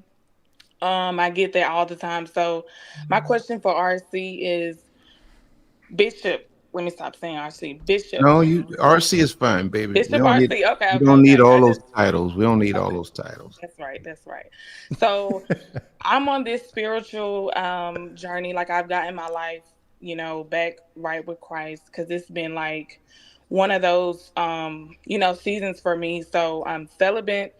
I know I'm 25, and so I've been getting a lot of attractions towards like older men. So, and they call that like daddy issues and all of that. But I've been doing research, so I've been really just trying to figure out, is it the younger generation? Are they like intimidated by me when I start talking? They don't expect me to have this type of like wisdom that, I've gotten over the years. So that's really my question. And just real quick, how old are they? Oh my gosh. Okay. They're like 40s. Okay, in their 40s. And you seem to be bothered by this. This is something that you're not happy about. You don't prefer them to be older. Well, I've spoken with someone who is like a therapist. They're like a marriage therapist. And they told me, I need to be dating people around my age. And I'm like, well, you guys don't, like, I was looking at it like, you never know who God got for you, right? Like, it may just be somebody a lot older. But then again, it's not like I'm not, acting, not acting, but not really just seeking people in, that area. I just always feel like I'm attracted to maturity, wisdom. And then now, since I've gotten my life, back right with Christ, I expect not everybody's going to be on that journey right away, because I know we are called to, help the weak ones up and pull the weak ones up as well. But, you got to have some type of relationship with God, So, okay. And that can also be a trick too that I've noticed, because I've met men that talk about God, but it's on the back end is like you acting out in flesh. So me listening to this conversation with when you guys were talking about that month. Hold on, wait. Are you going in? I want to keep it at the first question first before we go into, because that's a separate issue. Okay. Let's actually address that. So RC, okay, Why is my sister here? Why might she be attracting these older brothers? And is it anything wrong with that? No. And do you would you agree with those marriage counselors that she should stay within her specific age range? Okay. Well, I'm not going to overrule the professionals at what they do, but is my opinion. Do I necessarily agree with them? No, and I don't necessarily agree with them because I have relationships within my own community, my own Mhm. family, even where there's a younger woman and a much older man, and the marriage is absolutely perfect. You know, they mesh well, they blend well. Now, is it something that I would ideally like to see a young woman do? Go get an old man? No, not really. But do I understand why a young woman might have an attraction to older men? Absolutely, I do. Older men, a lot of days, represent stability, the disposition, the temperament, the demeanor of the man feels safer. I guess psychologically, again, I'm no mental health professional. Right. If there's been a lapse in the protection of a father, a girl could very well be looking to Right. fill a father wound through a Mm. relationship with an older man. I would just say, continue to go to counseling so that you can have some insight into your own psyche relative to why. And when you make a decision for a relationship, make certain that you understand what you need. You know what I mean? What Mhm. really works for you, and what is the motivation of the other person? Don't find yourself, because if you came home as my daughter, 25, 26 years old, with a Mm. man 20 years older than you, Wow. I would have a I would have a struggle accepting that, because I would want to know, what is this guy's motivations? Right. Why does he not have a relationship already? So Mm. just do your Or due married. diligence. Just do your due diligence. It is not guaranteed that every old guy is safe. You know what I mean? A lot of times, Mhm. old cats have been in the game so long, they know exactly how to hide out and convince you that they are your knight in shining armor. And then you wake up and you discover Exactly. that Pops and took you to the Correct. cleaners. Correct. Correct. You know That's what I'm saying? So, manipulators and like, pres- precisely, because somebody's been living twice your years. Oh man. They know some They gonna things you don't know. right. Exactly. And so that would be Exactly. one of my major concerns, but I can't just say, well, it won't work, because I've seen it work. I can pull up a Right. couple right now where the age difference would just really blow your mind, but they work. They travel the Yeah. world together, and they work. I would say too, like it's not me, like I think it's the way I carry myself too. And just I know you guys, Ty, you guys are not like married yet, but like for my age, I'm already like I want that. But I feel like at my age, and then it's like, well, I'm only attracting older guys. Like, is this something in me that I need to tap into this inner child? Like, because my father is, he kind of didn't, he was there, but he didn't give that. So I have a Yeah. spiritual father as well. So, I just think whatever he lacked, I tap into myself, like, is it some daddy issue thing? So, but I'm glad right now I'm not currently, this is previous. So the previous guy, he was like 42. So I was just like, Wow. but it keeps, like, I've had somebody in their 30s, but never in their 20s, or it's just like not around my age. So I'm like, is it the wisdom, is it the way I talk, like my conversation? But then I'm like, they could be using that too. So I'd be really, really Be discerning. I'd be very like, careful. what, Be very you guys careful. could really be just using that as like, man, she young, and she keep herself, she's not wild, she's not wilding out, she's not out there talking to anybody, so this is somebody I could use as bait. So that's why I chose to just stay to myself, and whoever God sends, he sends. But I think it's better for me to just heal and whoever try to approach me, just ignore them. But then it's like hard too, because it's like, how do I know when God is really sending the one? But I think it's this me healing, myself first before He even brings on a guy. And Kamara, listen, first of all, thank you so much for coming up here and sharing that and being brave enough to ask your question. Right. And being able to talk to the bishop. Right. To be honest with you, I'm very curious again to see how your story unfolds and how the dating process ends up looking for you. So please, can you keep us up to date? Marriage is next. I'm not dating. I'm married. Listen. I love that young woman that wants to be married and be in a relationship. That's dope. Man, I do love it. Look, info@hardlyinitiated.com. Please send us an email and keep us up to date at what's going on with you. We read every email that comes through. Me and Ryan read every email that comes through, okay? All right. Thank y'all. Blessings so to much. you. This is a spiritual woman. She like that's two different ends of the spectrum, Queen Afua and RC. No, it is, man, and she's really just going to the grace to gets game. And she really wants to understand how to make the right decision. And I've heard a lot of women be torn between the older woman, the older man complex, like whether I should do it, whether I should not do it, am I doing it for the right or wrong reasons?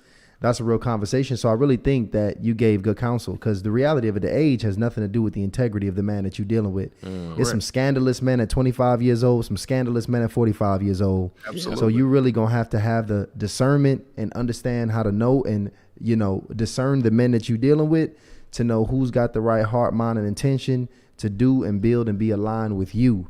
So the age does not guarantee success, like RC said. But, again, it could. We had Dr. Umar on here. He actually made a really good point. He said we also not just have a physical age, but we have a psychological age. Yeah.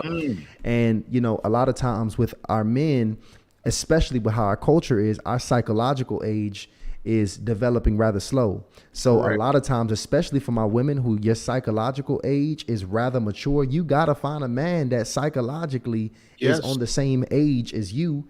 And a lot of times for my very mature women, spiritually, emotionally, mentally, that is a physically older man, because he has been able to also develop his psychological age as well. So just keep all those things in mind. But age don't guarantee no success. No, sir. I would say that. We got a couple more people that we're going to bring up here. We got a lot of people on the up stage. here. The backstage is bumping, so please be patient with us. I want to bring another brother up here. Guys, please, brief and brilliant. Get to your question. We're going to go, just so we know the format, it's going to be your age, your location, and your question, because I want to make sure we're able to take care of everybody that's on here. We got a brother coming here, Brian Reed. What's up with you, brother? Brian lifted them eyebrows. He's like, oh, me? Yeah. Let's get it, Wait, Brian. you on mute, Brian. You on mute. I can't hear you, Brian. Hold on. Unmute your system. Hold on. Oh, man, Brian. Turn the sound up, Brian. I got to push you backstage, Brian. Don't worry. We're gonna come back to you. Get your system right, and we coming back to you. I'm going to bring my next sister up here. I got Melvina backstage. Melvina, are you ready? Yes, it is time. You are coming to the stage. What's up with your sister? Hey, how y'all doing? I am blessed, Melvina. How you doing? I'm fine. I'm from Flint, Michigan. I'm 25 years old.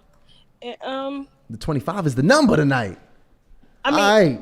look, y'all, I just turned 26 in November. I'm 26 years old. Oh, look at she lying already. She lying already. All right, come on, give us your question. So I just wanted to get some insight on what would y'all do in a situation where okay, let me start from the beginning. So I come from a background of abuse, sexual abuse. And so right now I've been spending like my late 20s like healing, therapy, counseling, like just healing myself through God and like through therapy and stuff. So what is your advice on dating? Like, should I put a pause on dating, or should I continue to date while I'm healing? Because like I don't want to wait until I'm too old to start adding that to my life again. I think you bring out a great point in terms of respecting the fact that you want to take advantage of this season where you're young in terms of possibly attracting a mate. But I think when you come from a background of abuse, and I kind of relate to this because my wife my wife Lisa comes from a background of sexual abuse. Yeah.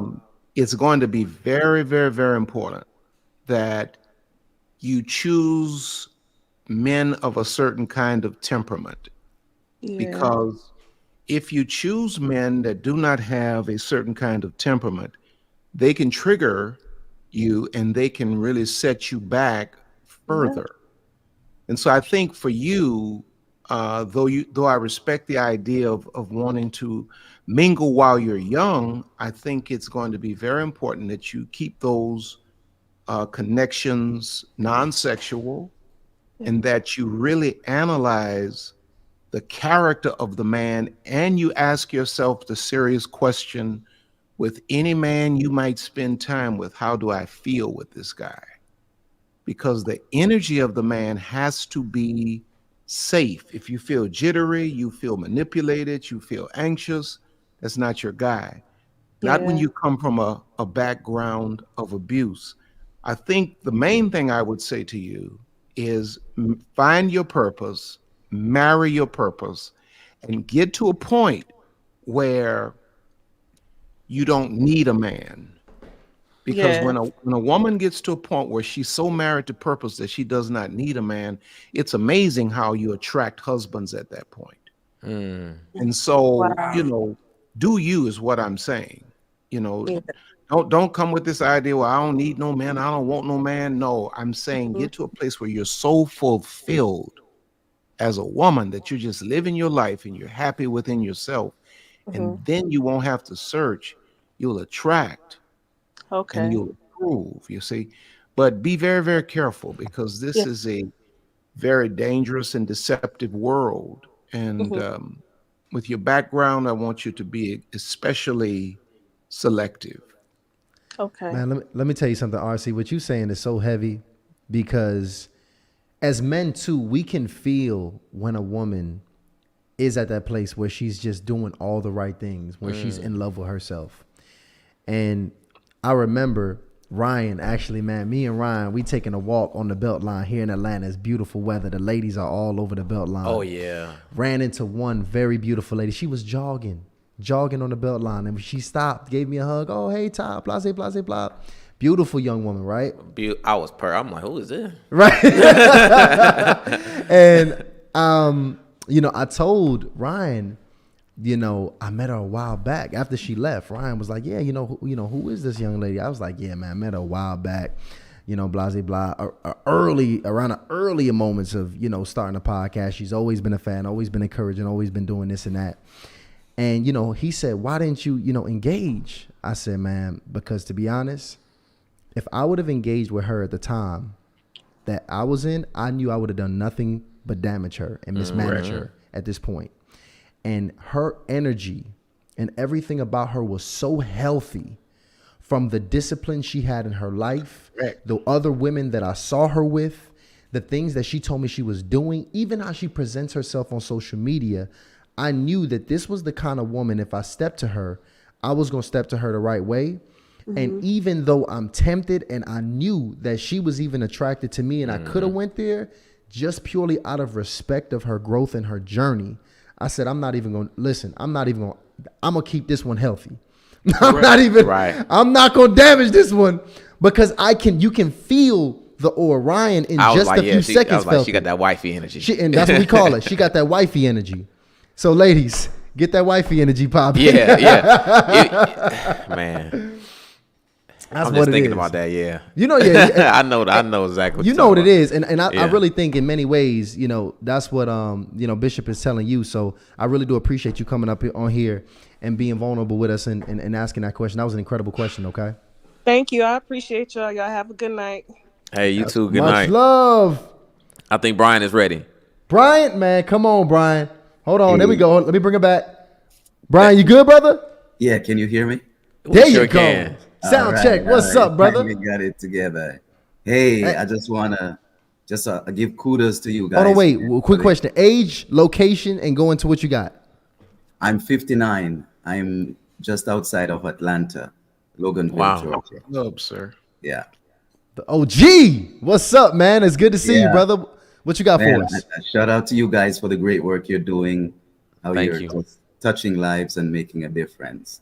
And Bishop RC, just appreciate the wisdom that you bring. I don't know if I'm allowed the latitude of 2 questions, but one Depends is on how good the first one is. No. Listen, ask your best question. Ask your best question. the best one. Ask the best Okay. one. All right. Let me ask this one. I think of you talk about being king, walking in your kingship, and I think of king versus husband, the king husband, and I think about role versus who we are. Can you distinguish if there's any distinction between being a king and a husband? Which one would be the role? Which one would be the who you are?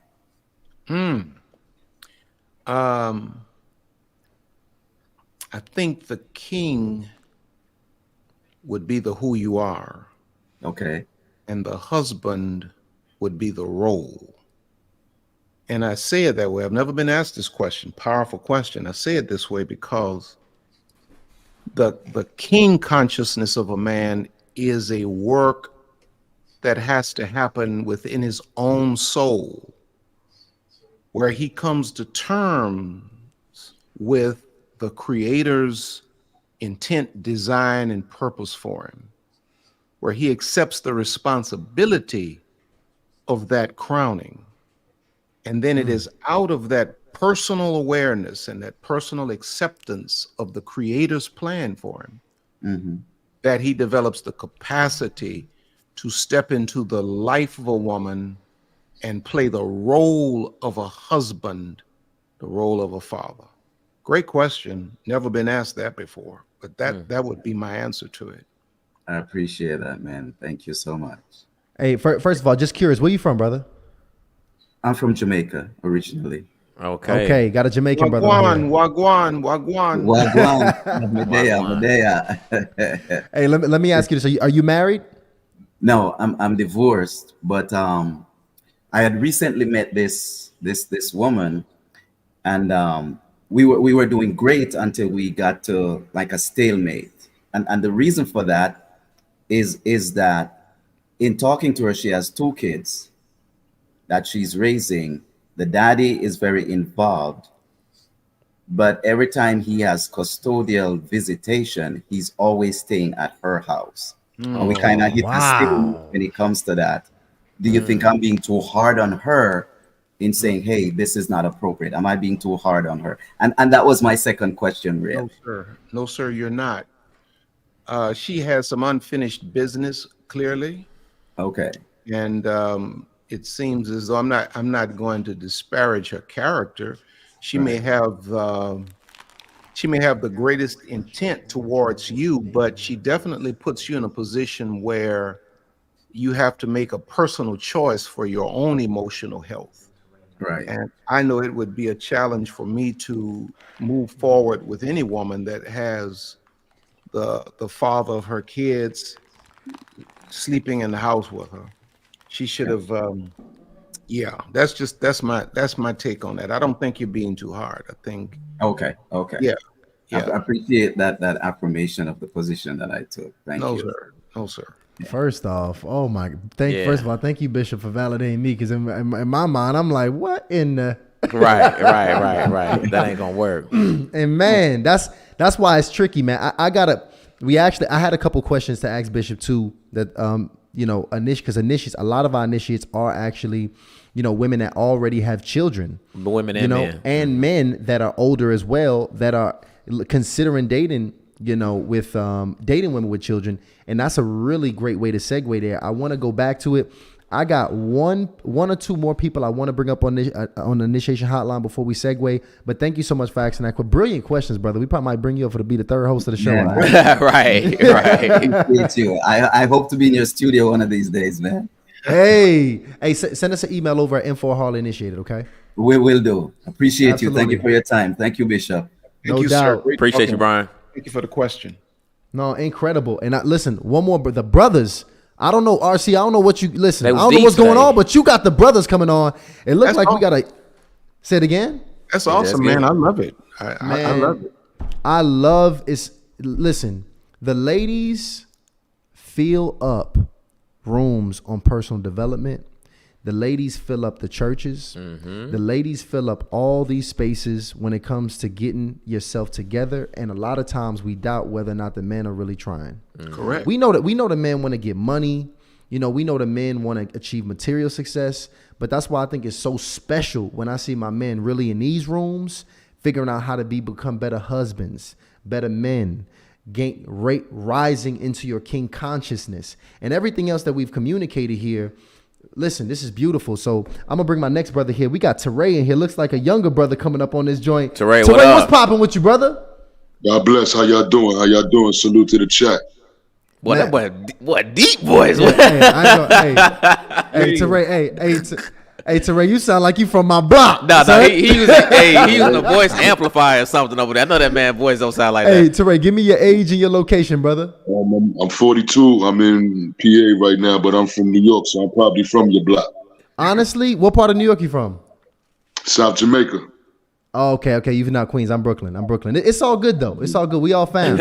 In fact, what you on here for, bro? What question? What question you got for us today? Salute, Sir RC. I was saying, you were saying something earlier about accountability. I'm one of the young gentlemen that been on the opposite side that kind of grew up with a traumatic experience with my mom. So I really didn't have as much as intelligence as I might have had for other things, negative or positive. I don't think I really had all the way emotional intelligence because of certain things I dealt with. So I was trying to say, like, when you have that rough edge, or I'm trying to ask, my fault, when you have that rough outside edge and you know that you come from a place where maybe you've been that dude that has hurt your woman and stuff like that, how do you how persistent do you stay in your steadfastness? I'm married right now, so how persistent do you stay in your steadfastness to prove that you are accountable for your actions, that you're trying to move into your, as you say, your kingism? I feel you. Well, I think it's more of just being consistent. You said persistent, but it's more of just being consistent, because when a woman loves you enough to risk her heart, because when a man has as you put it, a rough edge, or he has a history like I had, and my wife gave me a chance to prove that I could be a safe husband, I just really locked in, and I made certain that I was consistent. There were days that she thought she saw one thing and she thought she saw something else, but I stayed consistent till she saw, or she realized, that this was who I was becoming. And I would say to you, don't beat up on yourself.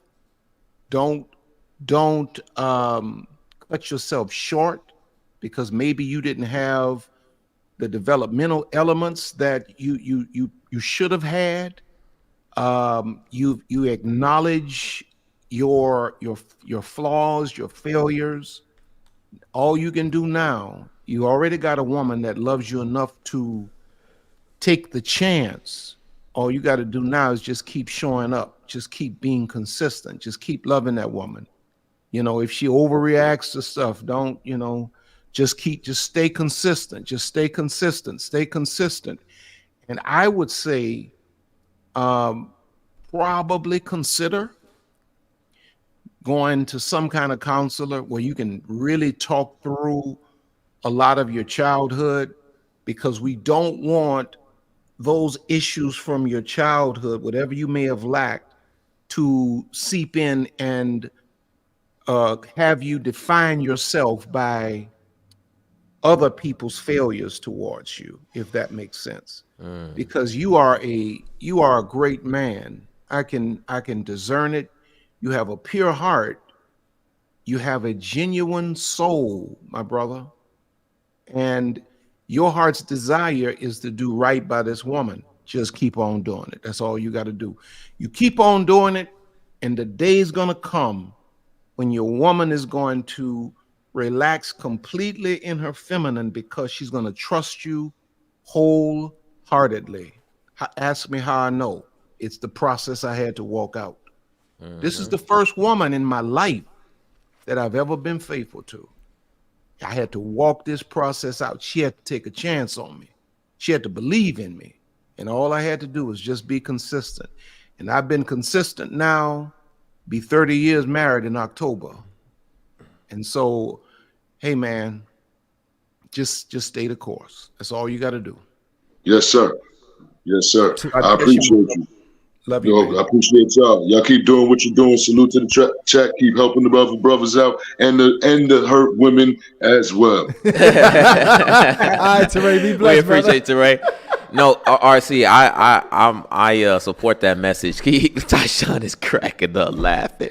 Hey, Teray had to go out. He had to go out like that. He hit an accidental diss on the whole chat right now. No, RC, that was some great counsel because we had we had Coach Crump on the show a couple times, and can't remember if this was on the show or after the show, but he talked about a lot of times as a man, when you have done some things in the past and you decide to clean yourself up and be anew, you automatically expect your wife to have the same attitude and judgment as she did when you was, just because you changed. He's like, just because you changed, don't mean your wife is going to flip the switch immediately. Correct. And he also talked about how, it's best to not even share the things that you're going to be doing and the rightness that you're going to bring to the relationship. He says, just do it and be consistent and give her time to come around and start trusting in the new you. So that's 100% true. Yeah, I just think that's really great counsel. And even we've done a whole episode with Dr. Spirit on forgiveness. And what Dr. Spirit communicated was that forgiveness is the last step. That's what we think. We think forgiveness is the first step when somebody has done you wrong. It is literally the last step that somebody takes, when it comes to, dealing with being done wrong by somebody else. So the good news is all you got to do is work. Yeah. And you could go about that's all you can control. That's all you can do. And it's in your control. Without being attached to the end result. Without being attached to the end result. And you will have no regrets if you actually go about consistently putting that work in. But man, big shout out to the brothers coming up on here, actually trying to figure out how to make things right, after things have not been. And what I'm going to say is this going to be our last initiate, the last initiate we're going to bring up here. And this one here is, I always got a special place for my people who are anonymous. I don't know what they coming with. But I want to see, I'm very curious to see who this is. So I'm about to bring my anonymous caller to the stage. Anonymous, are you there? I am here. Can you guys hear me okay? Yes, anonymous. So obviously, I'm not going to ask your name and location because you are coming on here anonymously. But what I would like for you to do is ask us your question.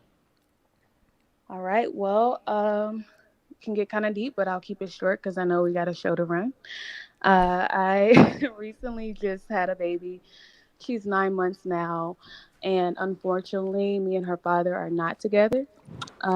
We had to separate, not because I wanted to, but because the relationship was just mentally, emotionally abusive to the point where I was contemplating life.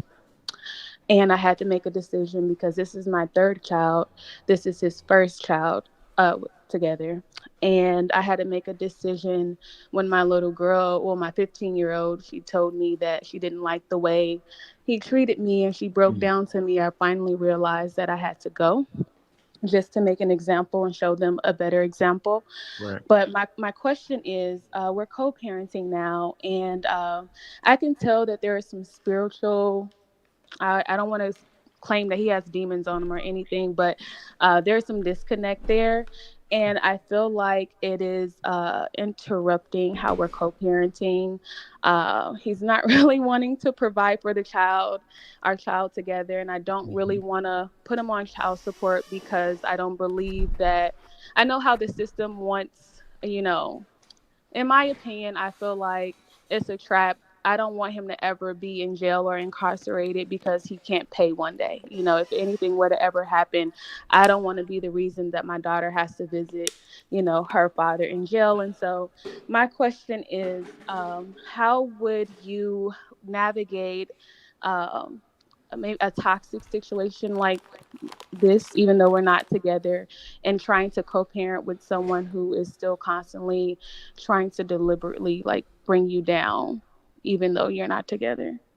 I think you have to be realistic. And when I say that, I mean you have to accept the fact that more than likely, the ideal co-parent um, approach that you have in mind is not going to happen.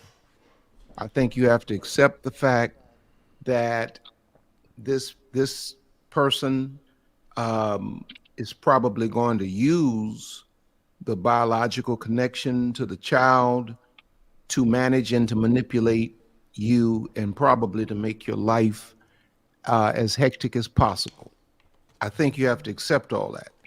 And I think once you accept all of that and you don't have this idea that it's going to be perfect and we can do this and he's not going to be a part of the team like you imagine, I think it's then that you can really put your head down and do your work to really push forward with your personal vision that you can provide for and create a life for your children. Because this, what you just described, I don't see this working out as easily as it could or should work out, because I think you have some other agendas here that you may not be aware of. And so I think you got to start with accepting the fact that this is just, you know, a difficult situation that you're in. You happen to have a child with this person and they're not going to cooperate. And I think you say, well, I'm not going to put him on child support. That means you have to really put your head down and do your work, because I would like to think that a man is going to show up and provide for his children, but I see too many times where a man doesn't. And so in those cases, God will give you the grace to be able to do what you need to do. But you cannot, you can't buy into the confusion of the delusion that, like you say, we ain't together, that this person feels the same way. And if you don't accept this and you keep approaching it thinking that, you know, it's going to work out today, it's not going to work out. You're going, it's just, it's a web. It's a web. It's a web. It's a web of confusion. And you got to stop participating in the confusion. And you do that by accepting it. It is what it is, and you move forward. Those are my thoughts. I got a question for you though, because you talking to your daughter. She's in the same exact situation. She comes to you and says, I'm not putting this kind of man on child support. What do you instruct her to do? Well, I'm going to tell her my strong opinion. And my strong opinion, and I say opinion intentionally because it's not law. You know what I mean? In other words, it's my opinion. Everybody has a right to their own opinion. My strong opinion would be, if a man makes a baby and he proves to not be responsible to take care of that baby, you know, sometimes you got to let other folk do what what you can't do. But that's my opinion. Her opinion is that she doesn't want to do that. So I respect that. I understand it. I really do. But as a man, it irks me when a man makes a baby and doesn't take care of it. I think a man that makes a baby and doesn't take care of his baby, you know, he's supposed to experience whatever hardship life can throw at him. To be quite honest with you, that's my opinion. Agreed. That's my opinion. You know, I was a 15-year-old father. 15. Wow.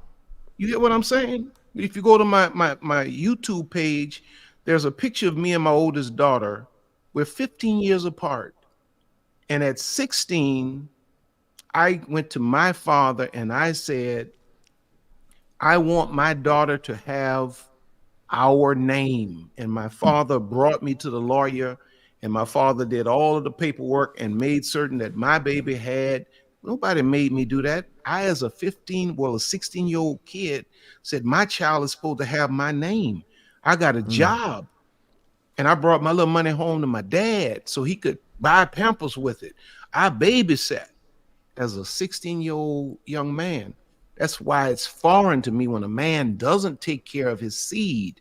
So when I speak so strongly and I say, well, a man that doesn't take care of his seed deserves whatever hardship life can throw at him, I really believe that. I mean that. But that's my opinion. And everybody has their own. I respect a black woman's opinion as well for what she's standing on. I really, really, really, really do get it. Likewise. But if that's your position, you got to accept the fact that you ain't, you done sign up for a doubles tennis match and your partner ain't showed. You got to run all over the court now. But God will give you the grace to make it happen. Man, I remember, it's so crazy. I remember, so I actually grew up with my stepfather. I never grew up with my biological father. My biological father, pretty much from the get-go, wasn't really having it. Him and my mom was pregnant with me at 16 years old.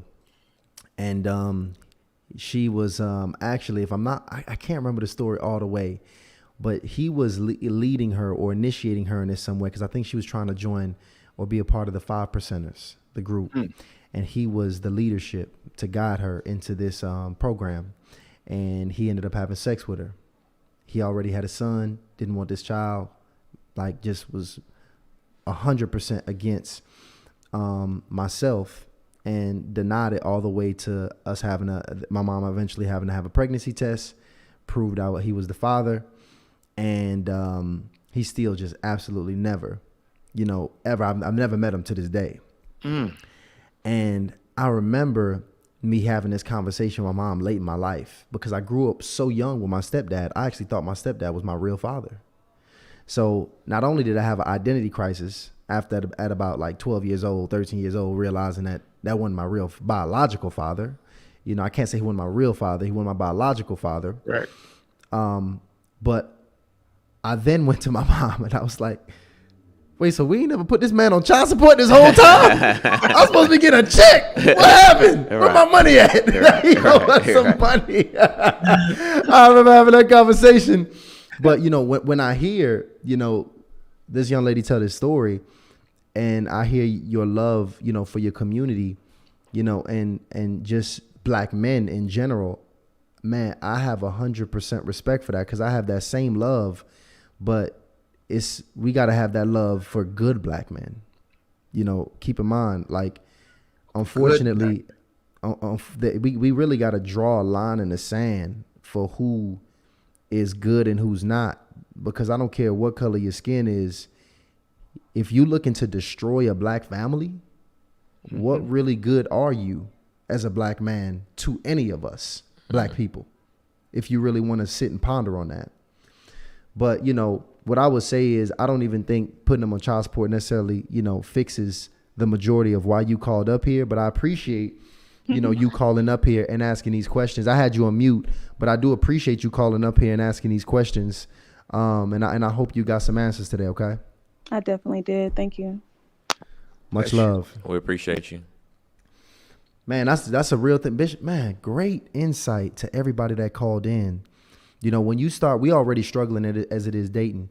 When you throw some kids, into the equation, that just changes things so tremendously. I didn't know you had a child at 15, Bishop. Yes, sir. The child was conceived when I was 14. Wow. So I'm a 59-year-old guy with a 44-year-old daughter.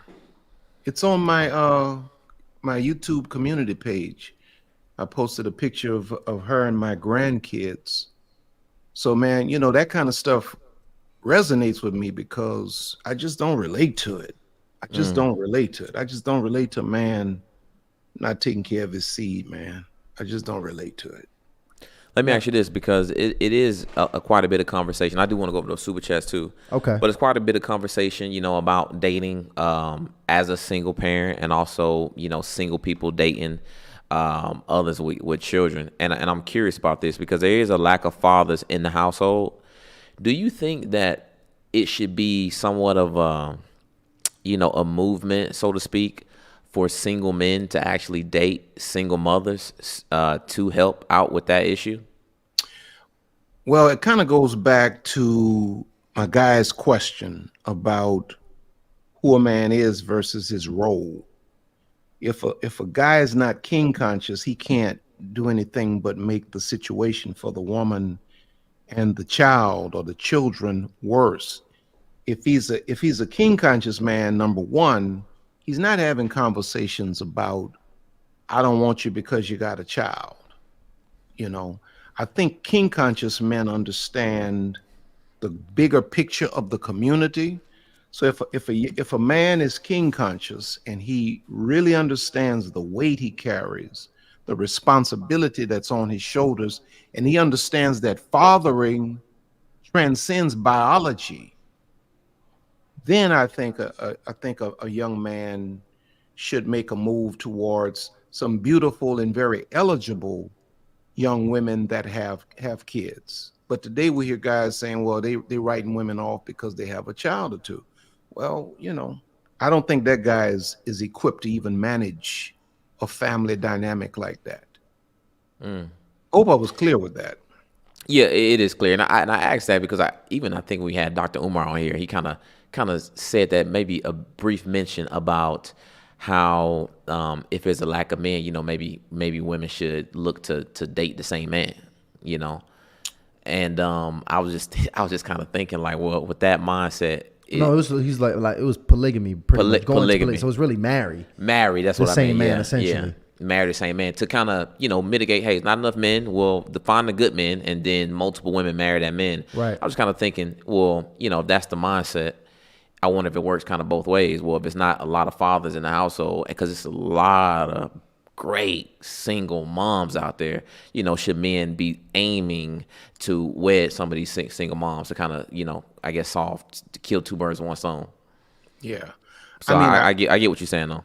if I were a young man, I wouldn't write a woman off. I don't think I would write a woman off because of a kid. I mean, to be quite honest with you, I fathered more children than I can even count.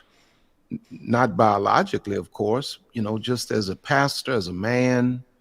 I've put them through college. I've done it all. I think as men, especially as black men, we have to understand our responsibility in our community.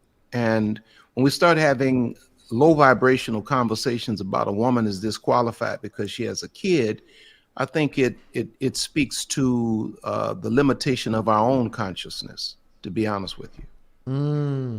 No, that's heavy right there. So you know what? Speak to that. When we consider a single, a woman who is a single mother, what would you say qualifies her to date and to put herself out there and to position herself, as somebody, somebody that, a bachelor who is rising or at king consciousness would be attracted to? What does that look like? I think it starts with a woman that's intellectually comparable. I think when you start talking about a man that's really doing his work and he's really evolving, I think he's looking for, and we use that biblical text about being equally yoked. That means more than we go to the same church and we like the same songs. I think it speaks to that woman being intellectually comparable to that man. I think it speaks to the woman's ability to see herself as that man's equal. Because any king is looking for a queen, and the queen is the female version of the king. She has a competence and a confidence about herself that he recognizes and respects. I think this is a woman who is the feminine equivalent to his masculinity. Now, that's a big one right there. She's the feminine equivalent to his masculinity because a king is a very masculine man. He has vision, he has purpose, he has objectives, he's moving in a certain direction. and he needs a woman that is the, what is it, yang to his yin or the yin to his yang. He needs a woman who is the feminine equivalent. She's also a woman who's married to a purpose. So she qualifies for a relationship, though she doesn't need one to be happy. She has to also be a woman who sees his vision and is capable and willing to help. That's a big issue today. Yeah. Women don't really want to hear that word help too much, but the same woman talks about a husband. Well, if you're coming from a biblical context, the whole purpose of a wife was to help a man. And the man empowers the woman. And so I think a woman has to, she has to embody a lot of all of the things I just laid out. Incredible.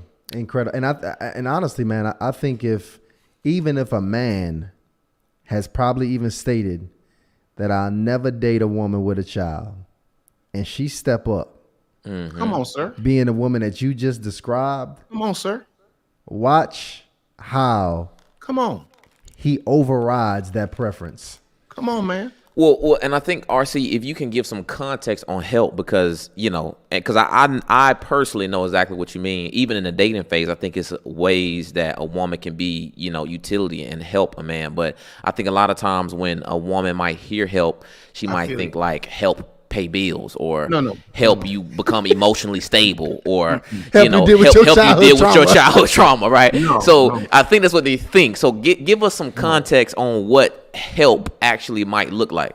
Well, that is absolutely not what I meant. Everything you just laid out is absolutely not what I meant. When I say a woman has to be ready to help a man, you can't help a man get a vision. You can't help a man get a grind. You can't help a man get a work ethic.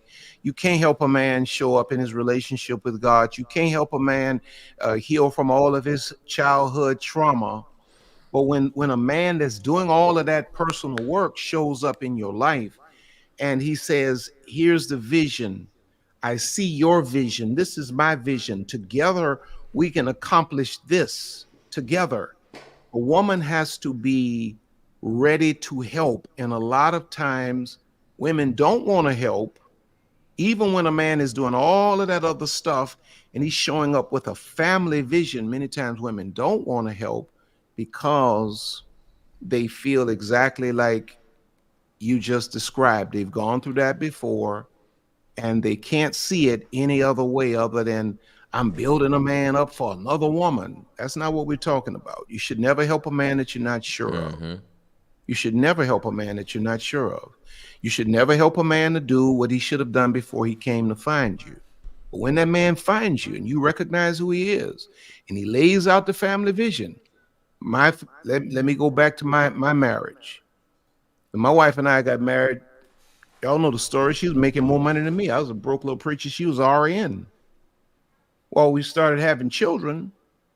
And I said, well, this is what I see us doing. This is what I want to accomplish. This is where we can go. And she said, okay, well, what I'll do is I'll stop working for a couple of years and I'll raise these children. And a couple of years have turned into 26, 27 years. But the family dynamic has exponentially grown because I had a vision and I had a woman that saw that vision and didn't mind helping. Man, first of all, Bishop laying it down, man. Let's get to some of the super chats before we get up out of here. What I want y'all to do, if you listen, this is the last cohort of super chats. Send your super chats in so we can read them here on the show. The super chats, just so y'all know, because sometimes it's confusion. It's not necessarily, we don't guarantee we're going to answer every single one of your questions. It's meant for us to read and highlight any of your comments, but depending on what the question is, we might get to it. So go ahead, Ryan. And shout out to Lisa 2 times. Shout out to Griga Nan, and shout out to Tawana for sending over these cash apps for the donation. Shout out to y'all. We appreciate that too. Didn't want that to Much go love. unrecognized. Shout out to Kendra's Corner for sending over the super chat, super sticker. Shout out to Kelly Green Rivers. A lot of people are ashamed to even acknowledge they're going through this in their marriage, especially if kids, years, and houses and assets are involved. I think that was regarding another conversation that we was having not too long ago. Shout out to Ashley Rideau. She says, I really love and appreciate Bishop R.C. Blake's ministry and Lady Lisa Blake's for allowing him to share her story. I've watched you with notepads and wet eyes. So grateful your ministry has changed my life. That's dope. Shout out to Sisters of Steel Gun Club. Wow. Shout out to the ladies. I like that. Wow. Shout out to the ladies who are understanding what the latest technologies is for self-defense. So it sounds like this is one of them. Shout out to her. Uncle Blake's is the real deal. I love him. He is also dope in the range. I'll be seeing you in the range. That's what's up. I'll be seeing you in the range. Hey, next time you come down here, we got to hit the range together. Hey, I just got a Desert Eagle. Oh, man. A Desert Eagle. My brother gave me a Desert Eagle for Christmas. Oh, wow. That's what's up. Listen, we also are strapped. And I just think that people in general, you have to learn how to protect yourself. I mean, you got a wife, somebody breaking your house, something happened to your wife. I mean, what you think her father gonna say? You gonna say, oh, well, I don't like guns. You know, that's what you smack the hell out of him. Right, exactly. Well, you don't protect my exactly. Anyway, that's a whole nother conversation. Shout out to Kendra's Corner again, and shout out to Michaela for gifting the Harley Initiated membership. We just got some questions, so Ty, I really got to hit these questions. Shout out to Pamela Bush, impactful and good teaching, and shout out to Angela B for dropping 5 bottles, 5 Harley Initiated memberships. And I think we just got the questions. Chrissy S says, should it be a red flag when a man demands to be treated as a king but lacks the morals and characteristics of a king? I think we can all say yes to that. RC, what you think? Would you agree with that? Absolutely. Shout out to Coach.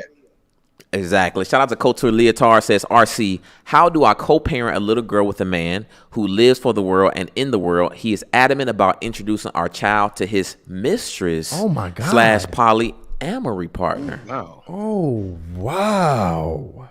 Wow. I don't even really know how to answer that, other than we obviously know that you have to somewhat try to shield this child from a lot of this stuff. I don't know if you have any legal leverage, but you got to do whatever you can to really indoctrinate or teach your child and some kind of way shield the soul of this child from absorbing all of this stuff that this other person is introducing them to. I don't really even have an answer for that. That's deep right there. That is deep.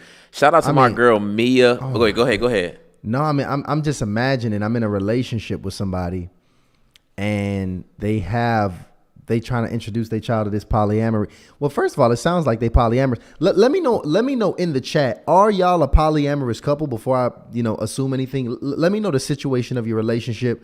Culture leotards. Let me know. But go ahead. Shout out to Mia. And Mia, I don't know if I ever told you this. Mia, you're actually one of my favorites. We haven't seen your beautiful face since the last time she actually called in. Oh, my God. Mia, I got your email. I read it 3 times. Mia, listen, we want to have a conversation with you. I actually owe you a call and an apology, Mia. So that's coming. I got to work that out. We might have to do a whole show. Yeah, because what Mia said. Mia sent us an email, and it was a lot of depth to it. It was a lot of vulnerability and honesty with it, and man, I just got a lot to say about that. But Mia, we love you and appreciate you, and thank you for keep supporting us. Thanks. And I'm gonna get around to it, Mia, because I would love to have a conversation with you. I think you're dope. Shout out to Solana Soul. She says, how does a man know when it's time for him to get married? We pretty much covered that. You got to start from the top. You got to go back. She probably missed the beginning of the show. Watch the beginning of the show, because we did talk about when a man knows that he is ready to take on the commitment of monogamy. Facts. Shout out to Jamila Johnson. That's my Papa Bishop. So many gems this evening for the kings and queens. Jamila Johnson, we love you, man. Yeah, she's cool. Shout out to the Queen Matriarch. This is a good one. What advice would you give to me, a queen that's an over-the-road truck driver? Yeah, I can think that's a good one. For what kind of advice would you give the woman who's just very busy? Whatever it is the trucking keeping her on the road, it's the job keeping her busy, it's a family obligation. It's like, what would you communicate to a woman that has a lot in front of her, but is still looking to pursue a long-term relationship? Just make certain that the busyness is fulfilling. I would say that. Wow. Just make certain that you haven't so overloaded your life that you don't leave room for someone to actually fit in. And I say that out of personal experience. I've been a person that was overloaded in terms of productivity, but was emotionally unavailable. And that happened even inside of my marriage. That my wife said, man, you prioritizing all this stuff. If that happens in a marriage, it certainly can happen before one is married. So just take inventory of your life and make certain that all of the things you're doing are absolutely necessary and fulfilling and are purposeful, and just be conscious to make room for that special person. I like that. That is an incredible answer. Make sure you are fulfilled in that busyness. Because if you're fulfilled in busyness, I think that's what you would probably describe as purpose. Correct. Because if you're busy in your purpose, then that's just work that you're here to do. Correct. But a lot of times we not really fulfilled by how we're busy. We have just gotten used to the pattern and this tragedy of life. And it's actually very unfulfilling. Correct. And we're searching for something, and we don't know how to get it, and we don't know how to attain it. And that's when it is time for you to go about making a change. When you feel in your gut that you are not happy and fulfilled by what you are doing, incredible feedback. Yeah. This is the thing, man, because I seen the chat going a little bit in with the helping too, RC, because I do think a woman can show her ability to be a helpmate even in the dating phase. But like I said, a lot of times I think women really think like, yo, I don't want to go, exhaust myself trying to take care of you. So Correct. I think we should always give some tangible examples or some kind of guidance for the women who kind of looking to understand how can I show that I can be a helpmate even in the dating phase. So I'll just give you a quick example. This one, I was dating a young lady. She was dope, but it didn't work out for whatever reason. This was a long time ago, so maybe a few years ago, it didn't work out. But she was cool and she was helpful. She had a lot of different skills. Okay, now one of the things I remember, we was at my house and I had these sheets. These I'm a good dude, so I just need sheets to sleep on. Yeah. But this is these sheets like they didn't really fit on the bed. You know what I mean? God. Like they kind of would shrink every time I would put them in the washer. And she's like, dude, like, you gotta get some new sheets. And I'm laughing. So I'm like, girl, you good. These sheets all right. But I told her, I had a complaint. I'm like, well, I ordered these sheets, but I just can't find the oversized sheets. They say oversized, but they just never really oversized. Now, this is the thing. A few days later, she didn't buy me new sheets, ladies. She didn't spend any money. The next time I seen her, she pulled up. She said, hey, I was looking at some sheets. You need to get these sheets. She pulled it up on Macy's. She said, it's on sale. This is the price. This is what you typically would pay. This is why this is a great deal. I bought the sheets. That's and I awesome. thought to myself, thank God I didn't have to look for these sheets because I've been wanting some new sheets for a long time. This was very helpful. The only thing it cost her was some time and thoughtfulness. Correct. Okay. So ladies, it doesn't always have to be you overexhaust yourself to help. It's just that you just have to find where opportunities to integrate yourself into a man's life, which really it makes the man want you around. Like if I know a woman is going to just do things in my life where I don't know how they will get done without her, where she's going to fill those holes in, even if we dating, it really, really takes my interest level to the top. 100%. Like I tell Ty this all the time. I'm like, yo, my masseuse Nancy. I'm like, Ty, I swear the next time I go there, I'm gonna get on one knee. we got a personal assistant. Me and Ty share a personal assistant. I'm like, man, if Laura was not married, she would be my wife. But it's just how much utility and usefulness they bring to my life, and it has nothing to do with a sexual attraction. Nothing. They just mean that much into how I move on a daily basis. So, ladies, it's many ways that you can do this without giving up everything to taking care of a man. Hope that makes sense. That word help, and it's just something about 2024 where the word help is just a little offensive. You know, I think we moving into and I don't know if this is also part of what's damaging to the culture, but just certain words I'm noticing have become offensive. I noticed that women will rather you call them a partner than a wife.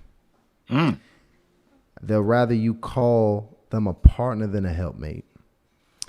You know, they'll rather you call them these. It's like we kind of playing semantics, but I think the words are really a reflection of the fears, the traumas, and the mindset that we've experienced. Correct. You know, and you know that just tells me a lot about where we are based on how we're offended. You know, and how, you know, we even want to talk about this conversation of relationships, and how I have to dance around and hopefully not say words that offend you because of all the things that you have been to, that you have been through.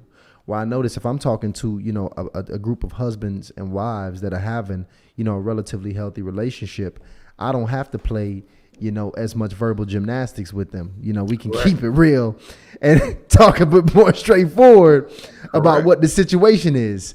But again, that's why we wanted to bring you up on here to talk and discuss about the state of relationships, because one, I got to give you your flowers. Bishop, I respect you as a man who came from somebody that went through that player phase, figured out how to get it up off you, and built a family, a legacy, have walked in your purpose, and now you have thousands of sons and daughters, tens of thousands of sons and daughters that you are currently healing, that you've been healing, that you have still not yet met, but will heal in the future. And, you know, your work is undoubtedly that you are a brother that is moving in his purpose, one of the greats in the space. And it's a blessing for us to even have you on the show here today. I wish my sound machine was working, because I was going to hit that round of applause. I want to hit that round, but listen, I'm going to just give you my own applause here in the studio. Because facts. You really deserve it. And I want to also talk about your event that you got coming up here, because Queenology, right? It's real life healing. Yes, I know we love seeing RC Blakes on YouTube, but we have the opportunity to see him in real life here in Atlanta, Georgia in August. Can you please give us the specifics on the date, on the time, and what the men and women can expect is going to be happening at this event? Oh man, it's going to be absolutely fantastic. The dates are August 23rd through the 25th. You can go to queenology.net. You can get you can register, which I mean, hopefully you can register, because it's moving very, very fast. But we're going to have, you guys are going to be there. We're doing something different this time. We're having the panel with you guys, Dr. Tart, where the queens can ask you any kind of questions. Man, my daughter, Carrie Turner, is going to be there to facilitate that panel. We're going to have, actually, we're doing something different at this Queenology as well. If you go to queenology.net, you'll see where there's an opportunity for men to have a private situational session with me. We're calling it the round table or something like that, but it's an opportunity for me to really pour into men, because that's where we're at now. We're bringing the queens and the kings together so that we can really erect the kingdom. But I appreciate you all for helping me to push it. Thank you for participating in it. And it's happening August 23rd through the 25th, right there in the beautiful city of Atlanta, Georgia. Absolutely. Whitley Hotel. A-Town. Yeah, and listen, we're going to have the link in the description. Anybody watching the replay, you guys can go ahead and look at the link in the description. And if they just wanted to go to the website, what's the website where they can get tickets? Queenology.net. Queenology.net. There you go. again, shout out to JJ for hitting that 8 months. Shout out to L Danielle, who says, wishing Pastor R.C. Blake was my blood brother in my younger years. Everything in God's hands, everything. Shout out to my brother right there. Shout out to Ronnie Francois for sending over the super sticker. Shout out to Juicy Talk. Thank you. Thank you so much. Y'all, man, listen, I'm glad y'all not putting prank names on. That was a good one. Thank you so much, Bishop. Truly appreciate your wisdom. You are a gift. Juicy Talk, I completely agree with you. Angela B, love tonight's show. Well, what advice do you all have for men and women who want to step in kingdom consciousness but struggle with deep security? What are some practical steps? I think, see, Angela, we don't went into that a little bit on this episode. What you think? Run this episode back, Angela. Yeah, it's here for you. I promise you it is.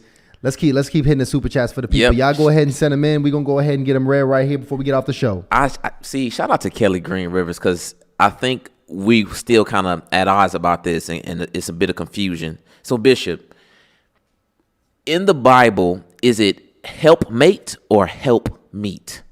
And is there a difference? I think it's help meet. I cannot honestly tell you if there's a difference or not. I have not studied that concept that deeply. But when we talk about help, when the Bible calls the woman the helpmeet, the woman is made suitable for the man. In other words, there's a mission that God has put within the context of the union that cannot happen with both parties. I think sometimes we think that the man does not help the woman. I think the process starts with the man. And I think it's the man's honor and the man helping the woman that really teaches the woman how to help the man. I don't want us to get locked in on this idea of help. And I mean, I get it. The trauma from having helped the wrong man may have created a mental block that we can't, see this simple concept. I think it is. It's really simple when it's in the context of a healthy union. But I have not studied it to be able to speak intelligently versus helpmeet versus helpmate. I'd be just filibustering. Man, I'm gonna be honest with you. I'm happy that y'all are asking that question. We actually have a very important conversation that we have in next Wednesday. Next Wednesday, we actually got Tim Ross here coming to the platform, and we was gonna prepare a conversation where we went into the depths of that. So stay patient. Listen, we still bringing all the OGs and the heavy hitters here to make sense and to get understanding to what's going on here in the space. Ryan, do we got some other super chats? Just one last one. Sisters of Steel Gun Club. She really rapping. Uncle Blake's is the greatest. He is out here expanding the kingdom. We will be there in August to support him. Yeah. Yo, shout out to the sisters. I'm very excited to meet all the sisters of the Steel Gun Club. Nah, that's a fact. That's a fact. Because, yes, again, we will be in the building. Hardly initiated R.C. Blake's. Blessed that he's going to be here in the city. Glad to support him any way possible. And I want everybody to be very serious this year and every year after to continue to invest in your personal development. So go ahead and get your tickets to come out here, because it's very hard to quantify the benefits of, getting a ticket to an event like this. But when you consider the other women and men that you're going to meet that's on a like journey, when you could consider the information that you are going to use and apply to improve your life mentally, spiritually, emotionally, when you consider the fact that this information is going to affect not only you, but everybody that you interact with, potentially the next generation, we just got to make the investment, y'all. Because again, this is the state of relationships. Y'all see the state that we in right now. It's not the best state. So we have to be very intentional. Every single person has to be very intentional about investing in themselves to improve not only you and my life coach just told me this. I was with my life coach this past. He started off as my football coach, ended up to become my life coach, and now I call him Pops, and every other young man he meant to calls him Pops. And he said it's just like this. He said, Ty, your life is not for you. I tell you that every single time I talk to you. Your life is not for you. Your life is for you to become who you're supposed to, so you can bear your fruit for everyone else. And that's why it's very important that we continue to stay in conversations just like this, so we can deepen our roots in the soils that we need it to be in, so we can continue to create the fruit we need to and was actually created to bear. So with that being the case, thank you again, RC, for coming out here and putting on for our people and for the city of Atlanta. Is this gonna be the last time you're on Harley Initiated? Come on, you already know this, that one.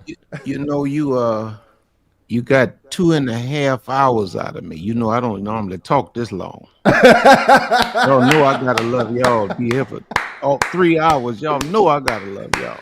Hey, it's all love, man. We got 2.5 hours out of RC Blakes tonight. This is incredible, legendary. It's never happened. We about to get up out of here, y'all. Big fact. Shout out to Pamela Bush for sending over that last super chat. Man, big shout out to Pamela. We got to do an award ceremony because RC, let me say, every time I talk to somebody about RC, they always say, I've been listening to him for years. Yeah. Wow. No, yeah, man. Your work has transcended, even what you know that you've done. You've done some really great things. Heavy involvement in people's relationships. I mean, people walking away from bad ones, people getting into the right ones, all from listening to you, man. So this is truly amazing. Guys, keep in mind, I want y'all to understand, every Monday and Wednesday is going down. We have an incredible wives panel coming next Monday that you guys have to be a part of too. It's insane. They're actually twins. Incredible. One is a Christian counselor, as well as both of them have been married for 18 years.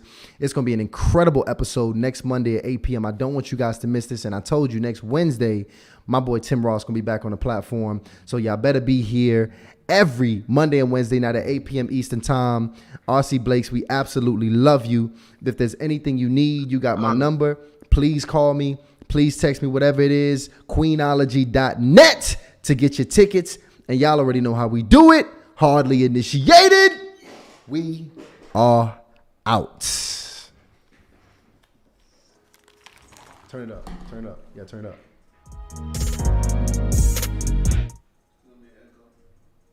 Wait, it's going to be an echo? But I thought it's only if he... No, it's only if we got... It's going to be an echo? Do we need RC Blakes? Do we need his own?